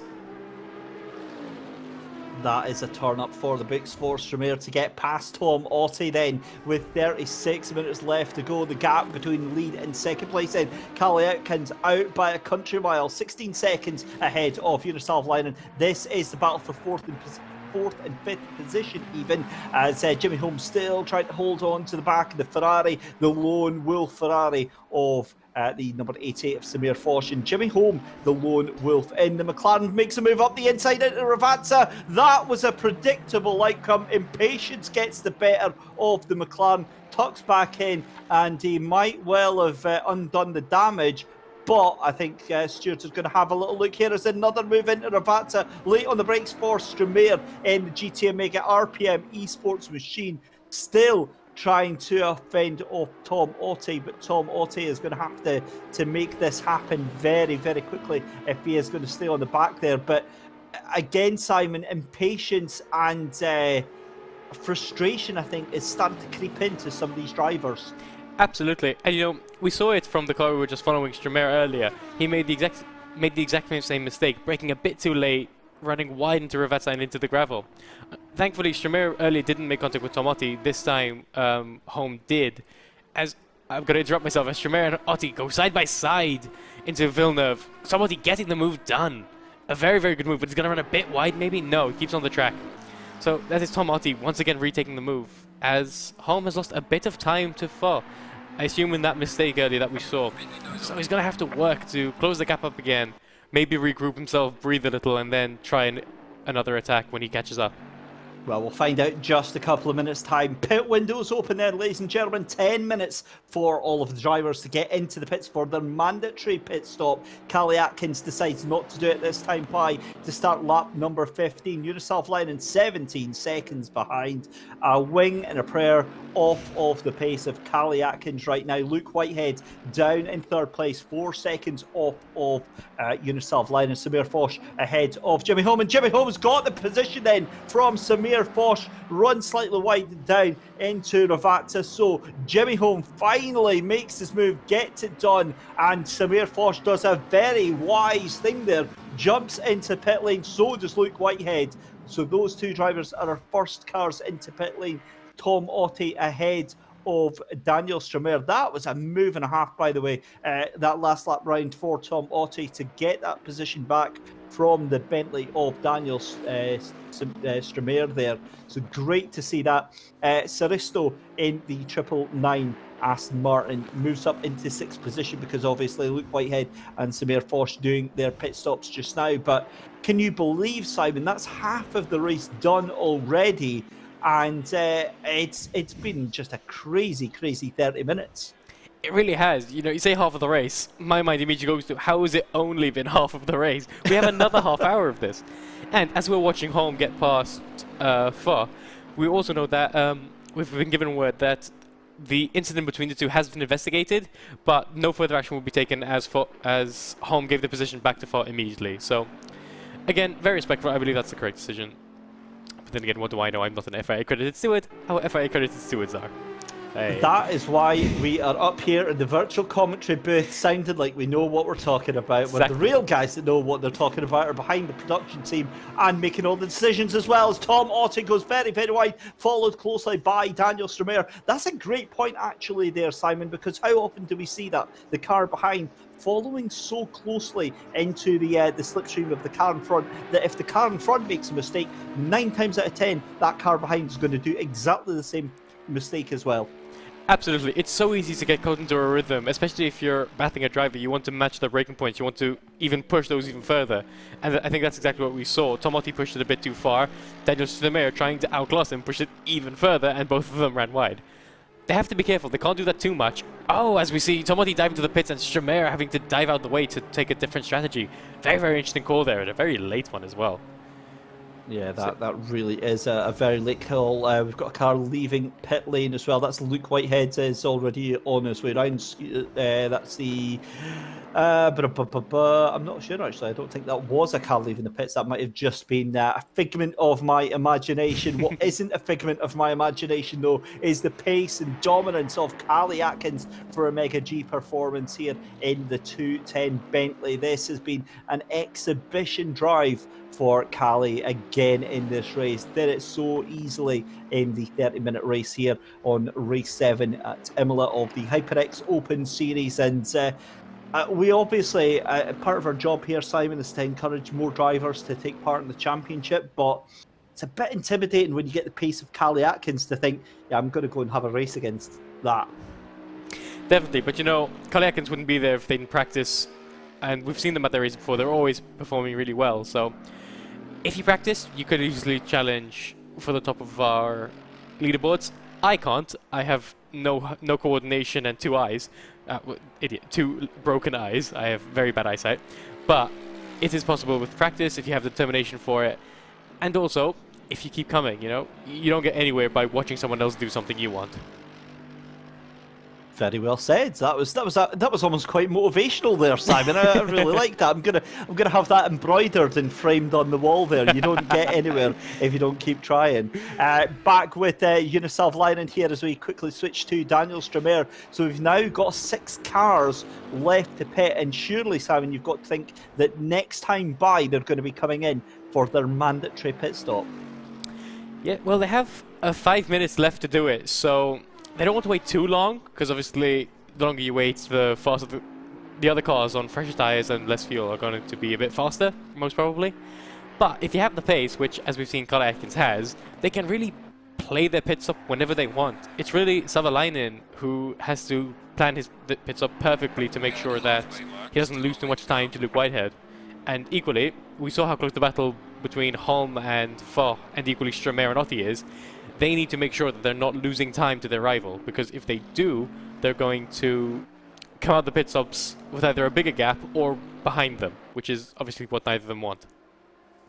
Here we go then, race leader into the pits. Callie Atkins pulls the trigger into pit lane on the pit limiter, and the Bentley comes rolling down here at Imola for the mandatory pit stop, almost exactly halfway into the race, just a little bit over, and that is going to hand the provisional lead to someone who I think is going to be very, very happy with that one, Jonas Salvalainen. And I think he'll be happy if the race was red flagged right now, wouldn't he? He'd be happy to, you know, provisionally. I don't care if it's he's not done his pit stop yet. He'll just be taking a print screen right now and proving that he was in the lead of this race. Jimmy Holm will be provisionally in second place with Daniel Stramer in third, and then Siristo in the 999 in fourth place as well. But again, once all the pit stops are shuffled down, as we see Callie Atkins coming out of pit lane with the 89 behind her, or behind Callie of Tom McEwing. And Tom McEwing gets a stop go 30. That is that's not what you want to have coming out of pit lane. But realistically, I mean, Callie doesn't really have any competition right now. No, they really don't. They're just on a different level at the moment. You know, coming out the pit stops, just a massive gap and such good pace, and I really do believe that unless something cataclysmic happens, they are going to be the dominant force in this race.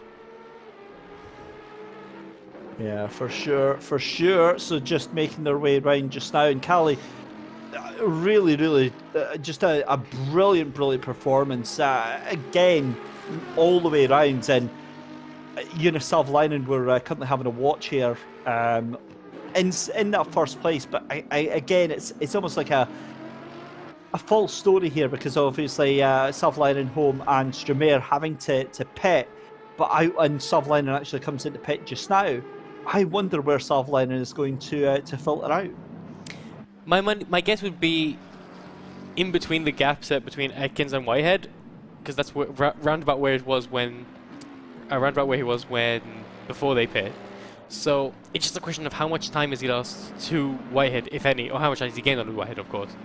It's very interesting. As we see Daniel Stramer getting overtaken by Callie Atkins. So again, immediate showing of their pace. They're just on it on a different level. Obviously Stramer hasn't even pit yet, and Atkins has surpassed him. That is really impressive. Yeah, that is amazing pace there. 26 minutes left to go in the race, and this has just been a predictable affair in terms of the pace from Callie Atkins, but there's still so much left to be decided, as we see Daniel Stramer currently in second position, but still yet to pit. And Simon, I mean, what do you think we can expect in the final 25 minutes? Good question. You know, we have Holm and Foch, who are very close on track before the pit stops, equally with Stramer and Otti, and equally further back we had Kutraha and Abayer fighting for a little bit, although I do believe Abayer might have disconnected, unfortunately, because I did not see his name. But we had these battles before the pit stops. The idea, hopefully, would be for them to continue afterwards. But as we see Silverline come out ahead of Whitehead, they may change. We don't know what strategies people run. We don't know how the pit stops are going to have affected them. So it's going to be really interesting to see where these people filter out and where they take their race from here. So I'm just having a look here at Callie Atkins, and what I've always wondered is, I've never actually asked this question because they race in another championship that I've commentated on, but I wonder if it is the same Callie Atkins that is very well known for karting over here in the UK. It very likely is.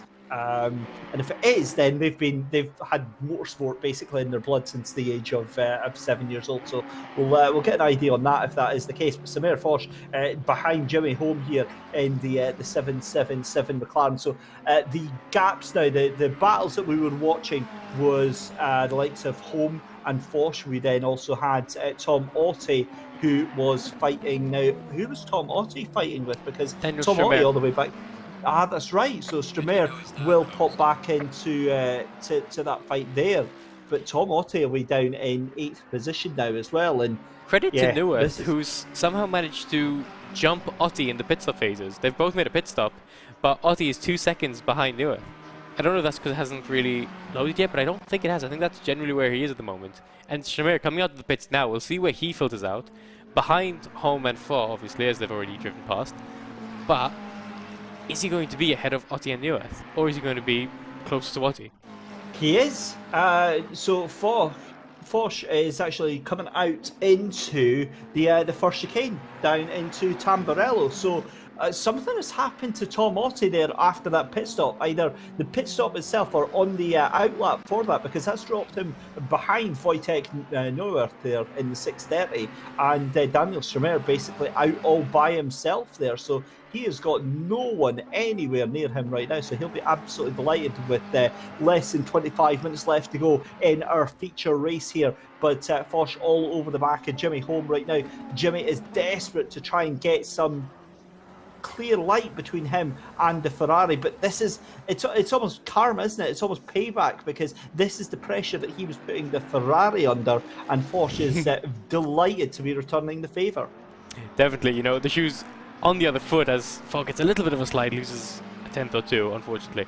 But yeah, the shoes on the other foot. Foch is now going to be the one has to attack. So even from Foch, the pressure's on, because it's his turn to be staring at the back of a McLaren for probably many laps with how similarly matched these two are. So it's going to be very, very fun to watch them filter out, how they filter out in this race.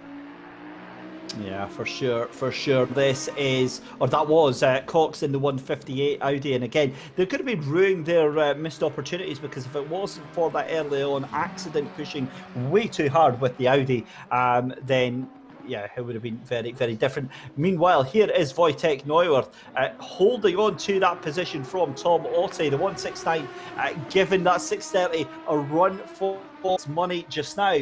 But yeah, Neuwirth doing a cracking job of defensive driving here. I wonder if Tom's going to try and do it on the inside into the corner here, but it's not going to happen whatsoever. Oh, and Neuwirth actually ends up letting Tom Otte through. I wonder if that was just a case of recognising the pace. But now Tom Otte trying to loosen off that position. I'm confused right here, Simon. I think Neuwirth went wide out of Ravazza into the gravel trap, which meant Otte could just get past. And then Otte maybe tried to break the toe. It was very strange the way he just dodged across the track, but gave Neuwirth another run. Tries to go around the outside, can't do it into Tamburello, so Otte keeps 7th place and can now go back chasing after Stramer, maybe try and close the gap if he has the pace. Yeah, absolutely strange one, but 20 minutes left to go in the race, and Neuwirth going very, very wide at Villeneuve, and that is almost going to be certainly it. They're coming into Toza, and it's going to be a very, very lonely race now for Wojtek Neuwirth in the B Racing Team 630 Aston Martin. Your race leader, though, Callie Atkins, is out in front of the race as a commanding grip. And he's really looked so strong for all of this race. But not just that, Simon. I mean, he absolutely commanded that first race as well, didn't he? Absolutely. He's been driving so splendidly. And even in this race, you know, I kind of was wondering earlier if maybe he was on a different strategy to everyone else, maybe taking lighter fuel, but it doesn't seem like it. I think you are right. He's just got this incredible place. And while watching him, I do just want to mention quickly, throughout the first half of this race, we have been using she, her, and they, them pronouns for them, which we've been informed are incorrect. So many apologies to him. Unfortunately, the joys of a virtual race means we don't know their face, so we were confusing him for someone else.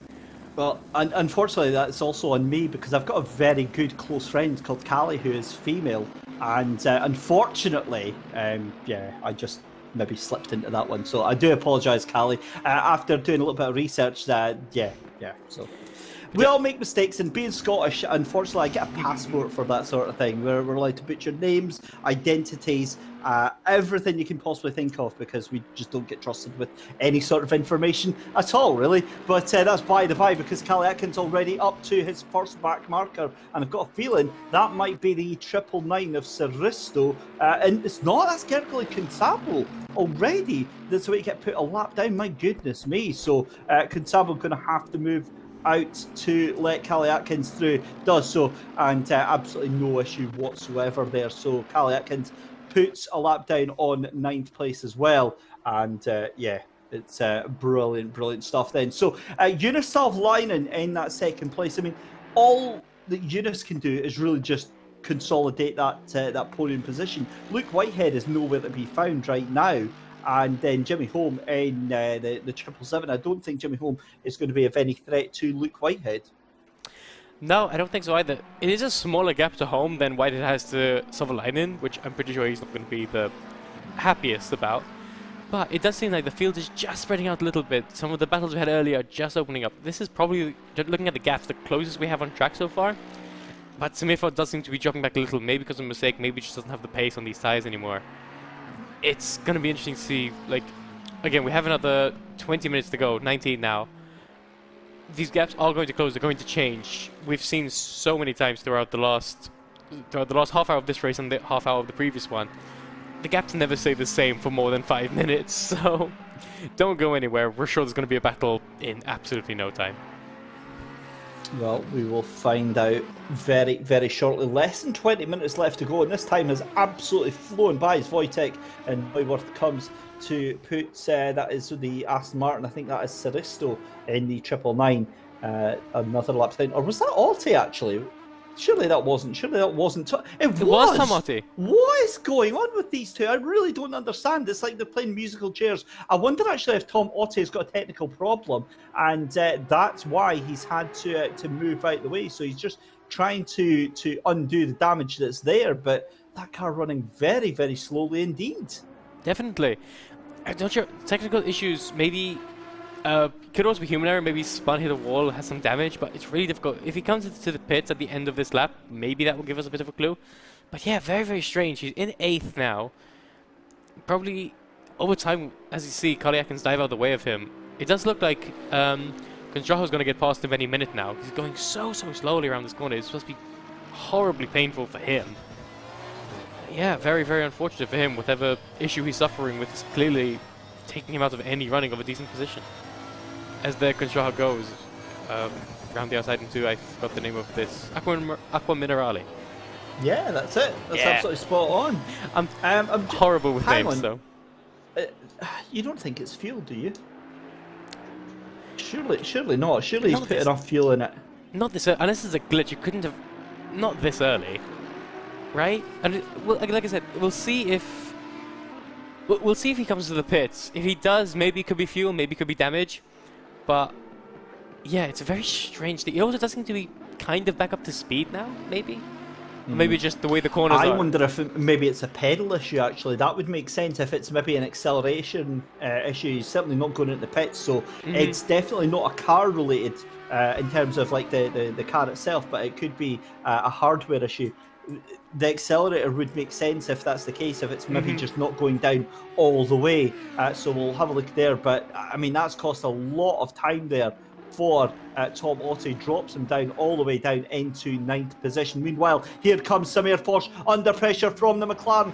Tries to get it up the inside Jimmy Holm, but that actually means that Samir Forsh has actually got the move done on Jimmy Holm, because Jimmy Holm was up in front. So that Ferrari, after all that patience, has made it pay off, and Jimmy Holm getting a poor exit from Ravazza on that last lap round. And yeah, that's a turn up for the books. That's some turn of pace from Samir Forsh. Yeah, the last time we cut to these two, Samir Forsh was a second behind Holm, and now he's ahead by half a second. So good job. I guess is the most I could say about that. Yeah, I don't know if Holm made a mistake. I don't know if Ford just had found some speed from somewhere. Maybe jumped back a little to conserve tires and fuel and brakes to then go hard attack for a couple laps. But yeah, he's in the P4. Really, really well done. So now we get Tom Otti trying to get back to the speed, trying to look for a way past Konstraho. Gonna be difficult for him now. He's really much on damage limitation, and he has to hope that his pedal issues, if that's indeed what it was, or his issues in general, don't come back and don't plague him anymore in this race. Well, we'll certainly find out. Here is a replay then of Jimmy Holm. This is how he lost the position to Samir Forsh. This is going to be on the run down to Variante Alta then. And I wonder if he's just taken too much of the curb. Yep, the car starts to spin around. keeps a hold of it though, so very, very good car control there. Hands the position to Samir Foch, but again, brilliant, brilliant stuff there from Jimmy Holm. And we come back to them side by side again. Those two, that battle is not over, and it's not going to be over for a while. They are absolutely taking it to each other just now, down into Ravata. I wondered actually if that was maybe still the replay, but you're absolutely spot on there. That was live footage for the two of them, and Samir Foch still just ahead of Jimmy Holm. But Jimmy Holm much closer now on the exit of Ravata. This is a brilliant run up to the start-finish straight. I wonder actually if we can go on board with Jimmy Holm in just a second there, because they're on the run down to the first couple of corners there. This is the battle then for 8th, 9th and 10th position. Here we go. Jimmy Holm still behind, so we're on board. This is again brilliant, brilliant view from the McLaren here on the tail end of that Ferrari. Again, a very measured performance from Jimmy Holm, because he could just fire it in, but he's not going to. Looks to the outside of Tosa. The Ferrari has the inside line. He's going to try and get the cut back here, but that is a measured performance from both the Ferrari and from the McLaren with just 13 minutes left to go. It's a run up the hill then through towards Piratella, the sweeping left-hander. Who's going to break first? It's going to be the Ferrari. The McLaren gets more of an inside line, but the Ferrari gets a better line out of it down the run through towards Aqua Minerale, this wonderful sweeping double right-hander complex. Then you want to tuck it nice and early on the inside there. Great run from the McLaren. The Ferrari gets better traction, but when outside track limits you have to fear. Through up into Variante Alta, and again this is where the McLaren makes all of its time here, as long as it can avoid the curves on the outside there. Gets a good run. This is it now. Here we go onto the exit of Variante Alta. They're side by side then, and surely this is going to be Jimmy Holmes for the taking around the outside of Samir Foch. He gets it done. That is a beautiful manoeuvre, and that again is 4th place.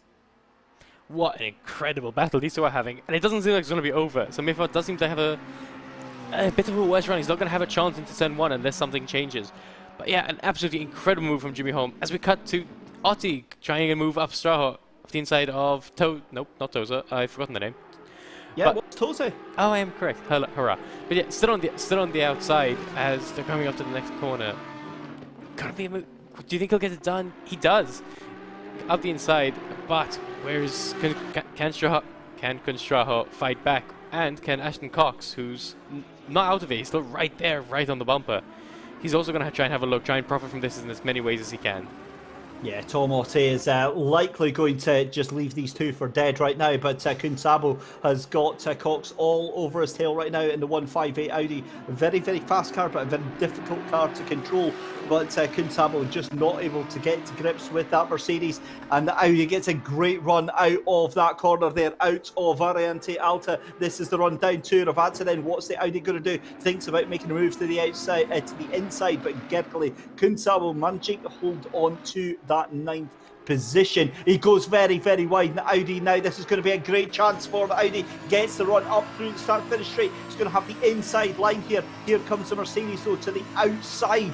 It's Cox and Kunsabo. Cox in the Audi is going to have the inside line. Surely he's going to have this move done. But the Mercedes, oh, there's a little bit of contact there, and the Mercedes wisely decides to move out of it there. Absolutely going to guarantee you that was not deliberate there, because the two cars just tried to move into the same bit of tarmac there, but that was very, very scary on the brakes into that first corner. Definitely, you know, it's one of those situations both cars want to be in as close to the middle of the road as they can, because that's the way they're going to, it's the best place for them for speed and for defending / attacking. But yeah, not intentional contact, unfortunate, but a great move from Ashton Cox. Really, really well done. And also, has to be said, from Tom Otte, who got past moments before that. And just, yeah, a bad lap for Kunstraho, unfortunately, losing 2 positions, down into 10th, as David Otte has a drive-through penalty.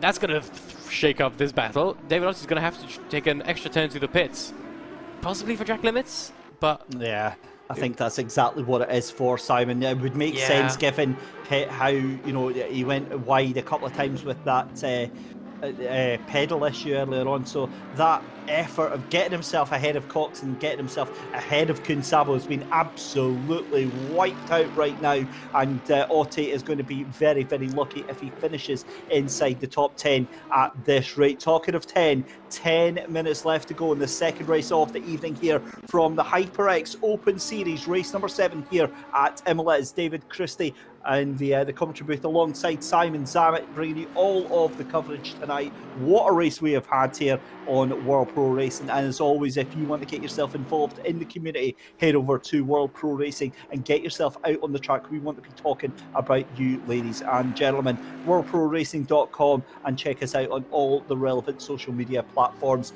Whether you're an amateur or whether you are a seasoned veteran here at Assetto Corsa Competizione or R Factor 2 or any of the other platforms that we cover here at World Pro Racing, we'd love to see you on the grid. Keep your ears out for a very special pro level RF2 event that we are going to be launching very, very soon. So keep your ears and eyes open on our Facebook pages, Instagram pages, Twitter and TikTok as well, if I can convince Justin to get on there and do some dances for us.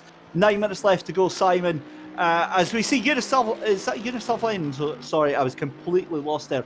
Eunice is in the main picture, but that was Tom Otte, and I think Tom Otte has given up on this race.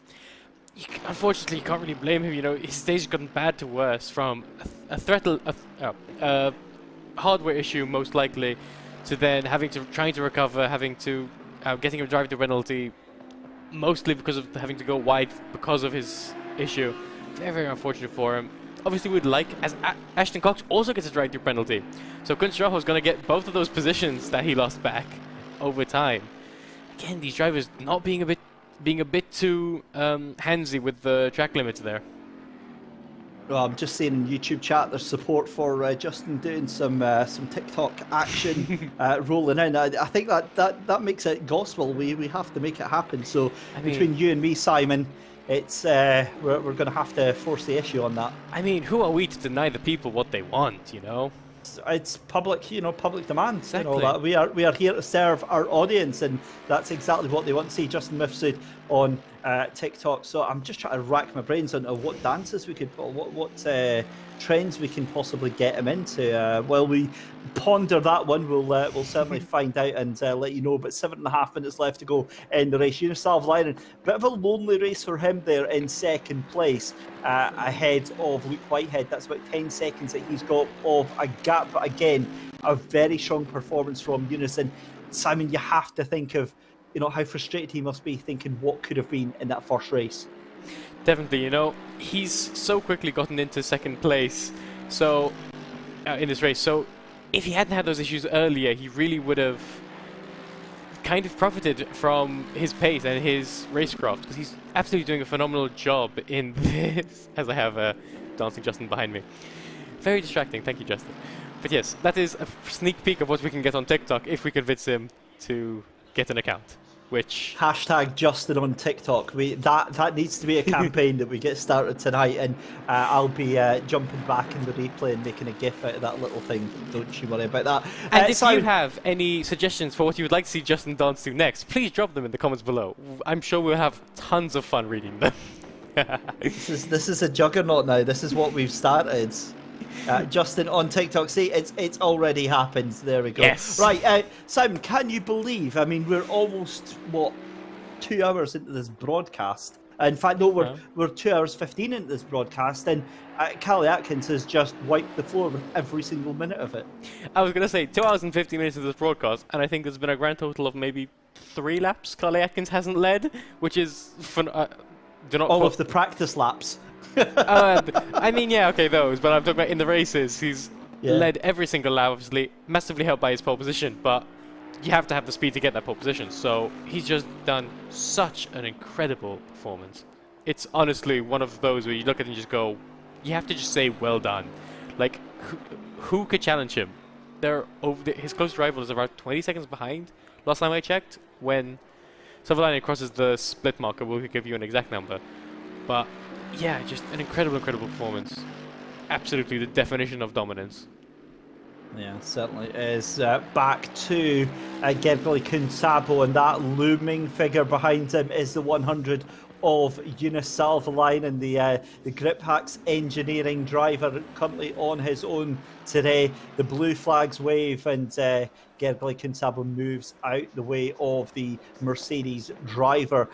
Bentley have been just so strong in this race today. Callie Atkins there out front by about 30 seconds as we head into the final 5 minutes of this race. It's been a lights to flag, brilliant performance from Callie Atkins. Unisalvaline, and again in his lonely race there in second place there. Luke Whitehead equally lonely in third, with Jimmy Holm out in fourth. Not so lonely because Samir Foch has been all over the back end of that car again, and those two have just been knocking lumps out of each other for the past 10 laps.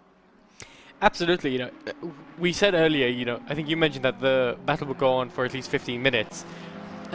55 minutes into the race, and they're still within a second of each other, so yeah, it's an absolutely incredible battle. And even though there is a bit more of a big gap and they're not, you know, diving out of line and taking moves at each other each and every corner, the pressure isn't off, because Daniel Holm makes one mistake, he runs wide out of one corner, and Foch's going to be right there challenging, just as he was 10 minutes ago, you know?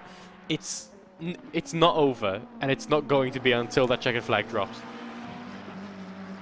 Really isn't. And as always, if you are over in the homelands of Malta and you fancy getting yourself involved in this and you think, I don't really have a simulator, I don't have any of the equipment, pop down to World Pro Racing, get yourself booked in, and you can jump on one of the simulators there and actually take part in these events with other people across the wonders of Tinternets.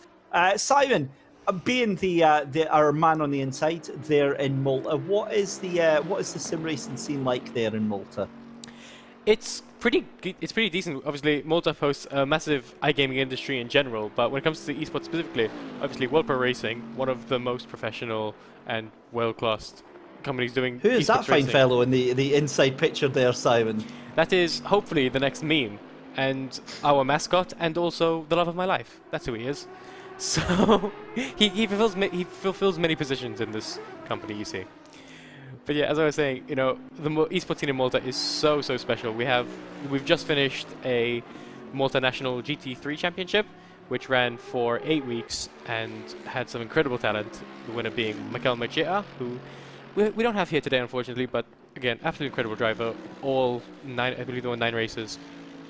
Just amazing talent, and we had the luxury of hosting them here for every race, which was very entertaining to see.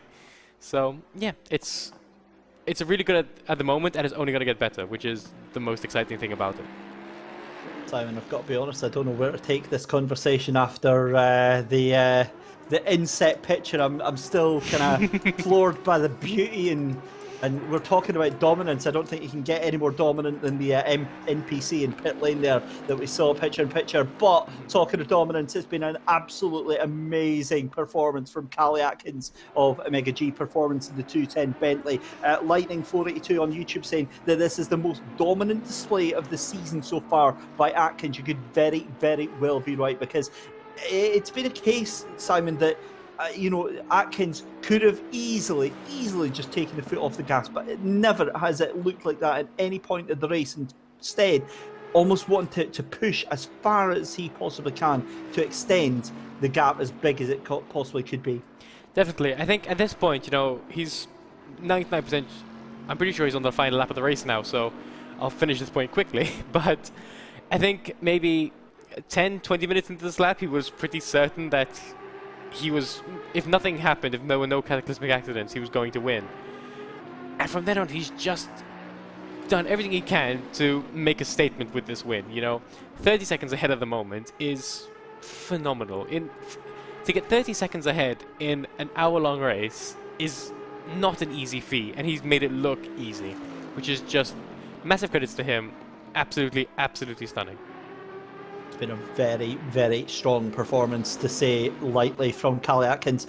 I'm going to take a different opinion. I think that Callie got across that line before the clock counted down. So I think this is going to be the next lap is going to be the final lap. But we'll find out very, very shortly. Down the run down towards Ravazza. 30 seconds left to go as they come through Variante Alta just now, and then through into to Ravazza. I wonder maybe just ease it off the throttle there to make sure the time runs out, but it doesn't take anything away. In fact, actually, I don't think Callie would, given the performance that Callie has done so far. I was thinking that myself. I was going to want to just push it, but 5, 4, 3, 2, 1 is going to be over surely, and we'll see in just a second. Yeah. But across the line, there we go. Checkered flag comes out for Callie Atkins, and it's a win then for Callie. Uniself Linen comes across in second place in just a second, but into the grass and celebrating in style there, Simon. Definitely. You know, you mentioned that Una Savalainen is going to have come across the line. He's got another corner to go. Like, would you like to put on the kettle while we wait? It was an absolutely superb drive from Callie Atkins. He deserves every credit and then some for what he's done today. Just incredible. An exemplary performance from Callie Atkins. Uniself Linen in second place. Luke Whitehead finishes in third, comes across the line just now. Jimmy Holm is going to take fourth position, we hope, from Samir Fosh. Well, I say we hope, it's no vested interest either way. Jimmy Holm comes across the line despite a ding-dong battle with the Ferrari all the way through. Really enjoyable to watch that. Samir Fosh finishes in fifth position. Daniel Stromer in sixth position. It's going to be Wojtek Neuwirth in seventh. Gergely Kuntabo in eighth. You've then got Cox in ninth place. Oliver Saristo in 10th. And right at the back, get a stop-go 10-second penalty. It's a bad day to worse for Tom Otte.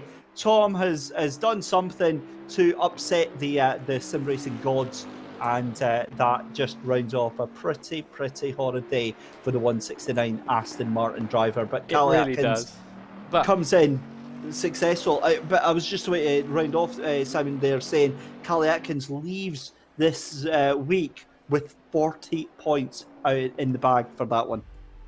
Yeah, an incredible drive. You know, he pole position, 2 race wins. What more could you ask for? I mean, I don't know if we have the fastest lap metrics, but I wouldn't be surprised if he has both of those as well. Maybe a toss-up between him and Savalainen. But yeah, just incredible drive, and untouchable is the word I would use to describe that drive. Just unbeatable. We don't use it lightly, but I mean, to take it on like first race, to do the performance that Callie did was absolutely amazing.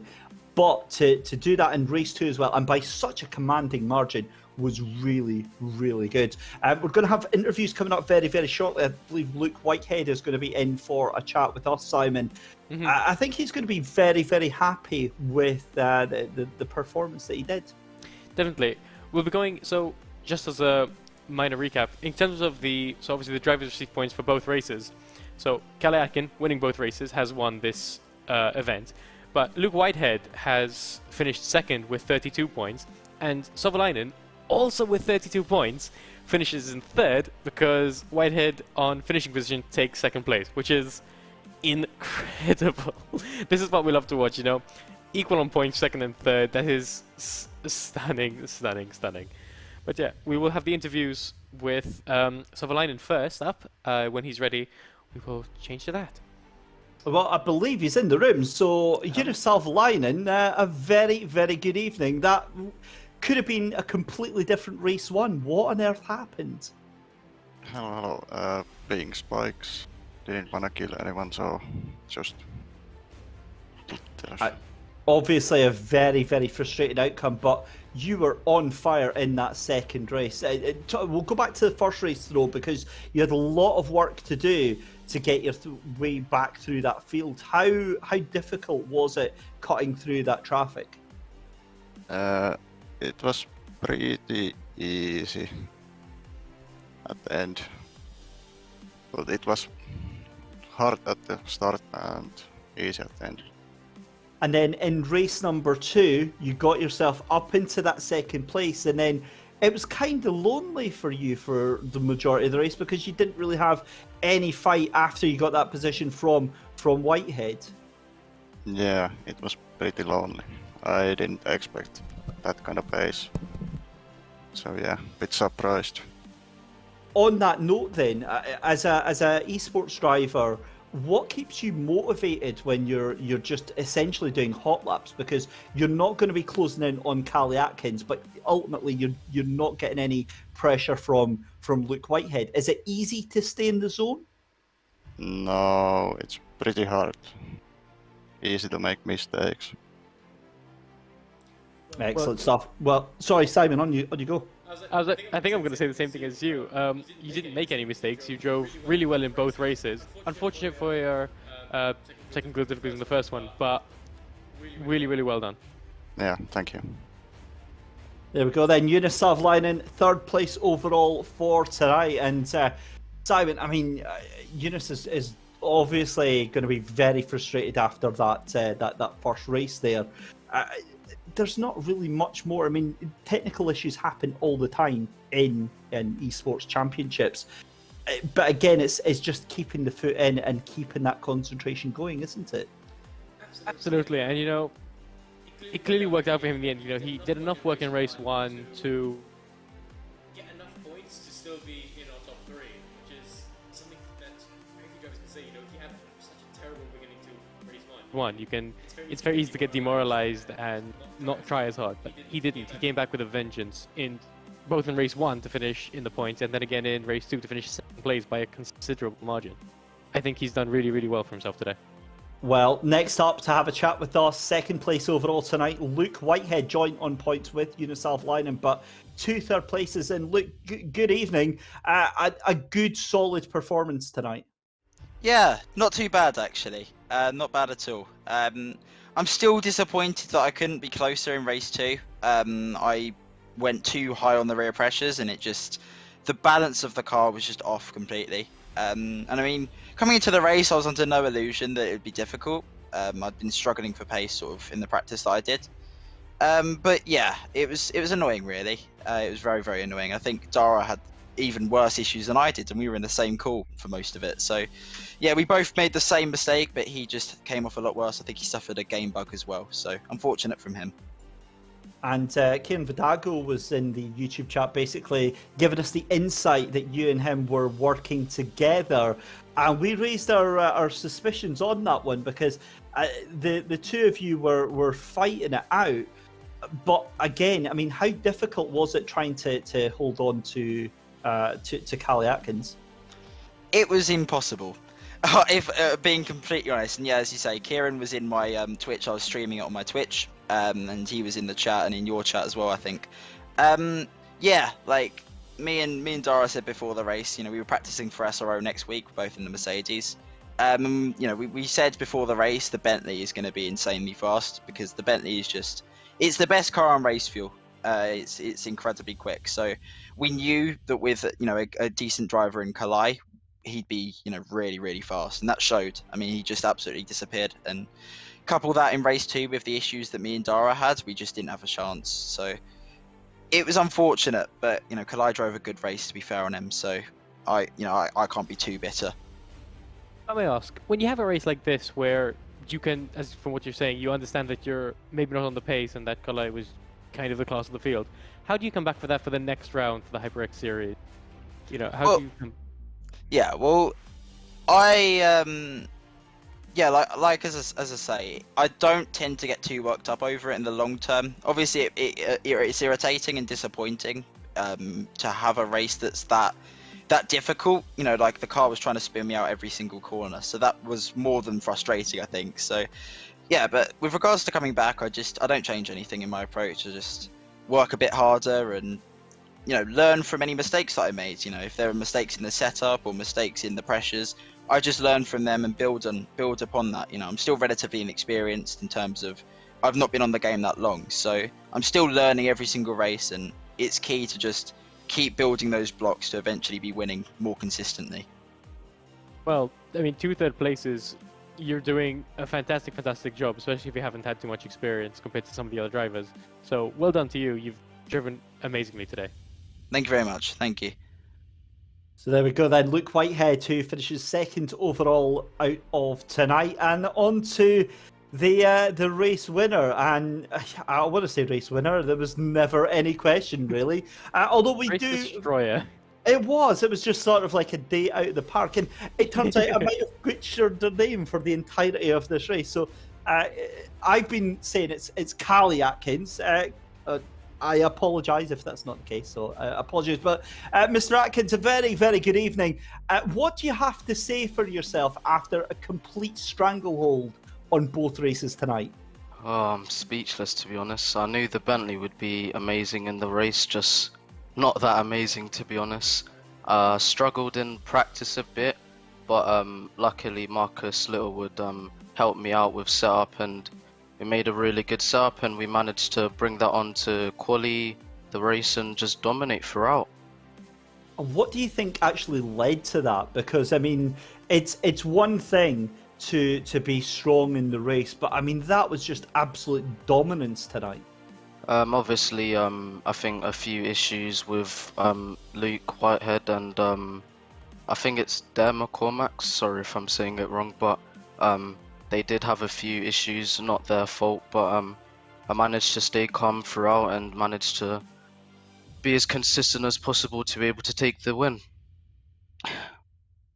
And then obviously you've taken the 2 wins tonight. It's been a fantastic outing for you this season. You got a cracking second place last time out at Zolder as well. Looking through to the rest of the season, you must be feeling very, very comfortable and confident as well.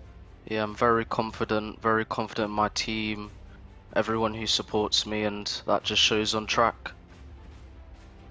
So, obviously, going into the next HyperX round, you're going to have a minor deduction in points since you finished first place. How do you approach that going into the next round? Is it a bit intimidating, or is you just something you have to deal with like any other issue you can have in a race weekend? Just another issue really. Just have to make sure I win all the races. Have to make sure the setup is on point, so I'm not sliding throughout the race. I'm using tires, but just have to stay calm, because if I lose my head, I'm gonna make mistakes, and that's gonna lose me positions, maybe seconds, temps. They all add up in the end. So just gotta stay calm and consistent throughout. Well, thank you for telling us. You've been incredible today. I think it bears repeating, but well done. Phenomenal, just absolutely phenomenal. Thank you. I'd also like to say a massive thanks to Omega G Performance for having me in their team. They've brought me along really well, being the most inexperienced driver, to be honest, in esports. Against all the people I race against has been an amazing journey. I'm so happy to be a part of this team. I'd like to say massive thanks to the sponsors of Omega, so G Performance, of course, main sponsor, Free Drap. I'd like to say massive thanks to Tim Blacksmith, who supports me in my racing career. I'd also like to say massive thanks to my parents, who've been supporting me consistently as well. Brilliant stuff. Well, Callie Atkins, thank you so much for joining us tonight. A huge performance, and we almost feel quite blessed to have been watching that tonight. Thank you. There we go then. So, Simon, it's in the bag. Race 7 here at Imola is done and dusted of the HyperX Open Series. As always, if you want to get involved and join us here at World Pro Racing, we'd love to see you at worldproracing.com in all of the events. We've got the F3 at Road America coming up next week on Wednesday. I believe I'm going to be joining you again for that. And then Friday, 12th of November, we are round 8 at Donington. But Simon, I mean, just briefly tonight, what a set of races we had. Yeah, we really have. It's just, I was trying to, while we're talking, I was trying to think of like a standout moment from the race. How can you pick one? Like, if I had to really try, I think the moves that I think it was Otti made into the Villeneuve chicane, or the Villeneuve like left-right system. Such good moves. Obviously, the battle between Foch and I've forgotten his last name. Is it Holt? No, that's incorrect. Close enough, I think. Yeah, Jimmy and McLaren. Yeah. I feel so bad. I've forgotten his name. I know the first 3 letters, so that's not enough. But anyway, those two had an incredible battle. Obviously, we had some unfortunate disconnections and some unfortunate tech issues, but it's just so much fun. If you had to pick, maybe not favorite, maybe let's go with standout moment. What would you go for? I think Unisalv Leinen coming out of Toza on the first race. I think if that technical issue hadn't have happened, I think we would have had a very, very different race one. Callie Atkins, obviously, it's difficult when you get a driver who dominates a win like that, because I feel like we don't ever give them the credit that they deserve. To build up a 30-second lead in an hour race is just absolutely ridiculous pace, and an amazing win there for a set of wins for Callie. But I do think if Eunice had a different outcome in that race one, would have been a very, very different race two there, Simon. I agree. I think I still think Callie would have won, and I still think he would have won in quite dominantly. But I think there would have been more of a challenge from Savalainen, and also the battle between McCormick and Whitehair would have been a bit more interesting, because he would have definitely been poking around there, possibly outpacing them. He had some just incredible speed. So yeah, it's kind of a shame we were robbed of that, but at the same time, we got to see him battling through the field and the incredible race super moments. So no regrets is the simplest way to describe that. Another night in the bag then. A huge thank you as always to our commercial partners, to Gaming Malta, to AMD, to HyperX for making this championship possible, to GT Omega Racing and Thrustmaster, as well as our broadcast partners at Esports Television, Motorsport.tv and TVM Sport. So you lovely people out there on YouTube and Twitch as well. I've been David Christie. He has been Simon Zammit. Join us next month for round 8 on behalf of everybody here at World Pro Racing. We'll see you next time. Take care. Before you go, I will just add, join us also on Wednesday for the casual race with the Formula 3 cars around Road America. There we go.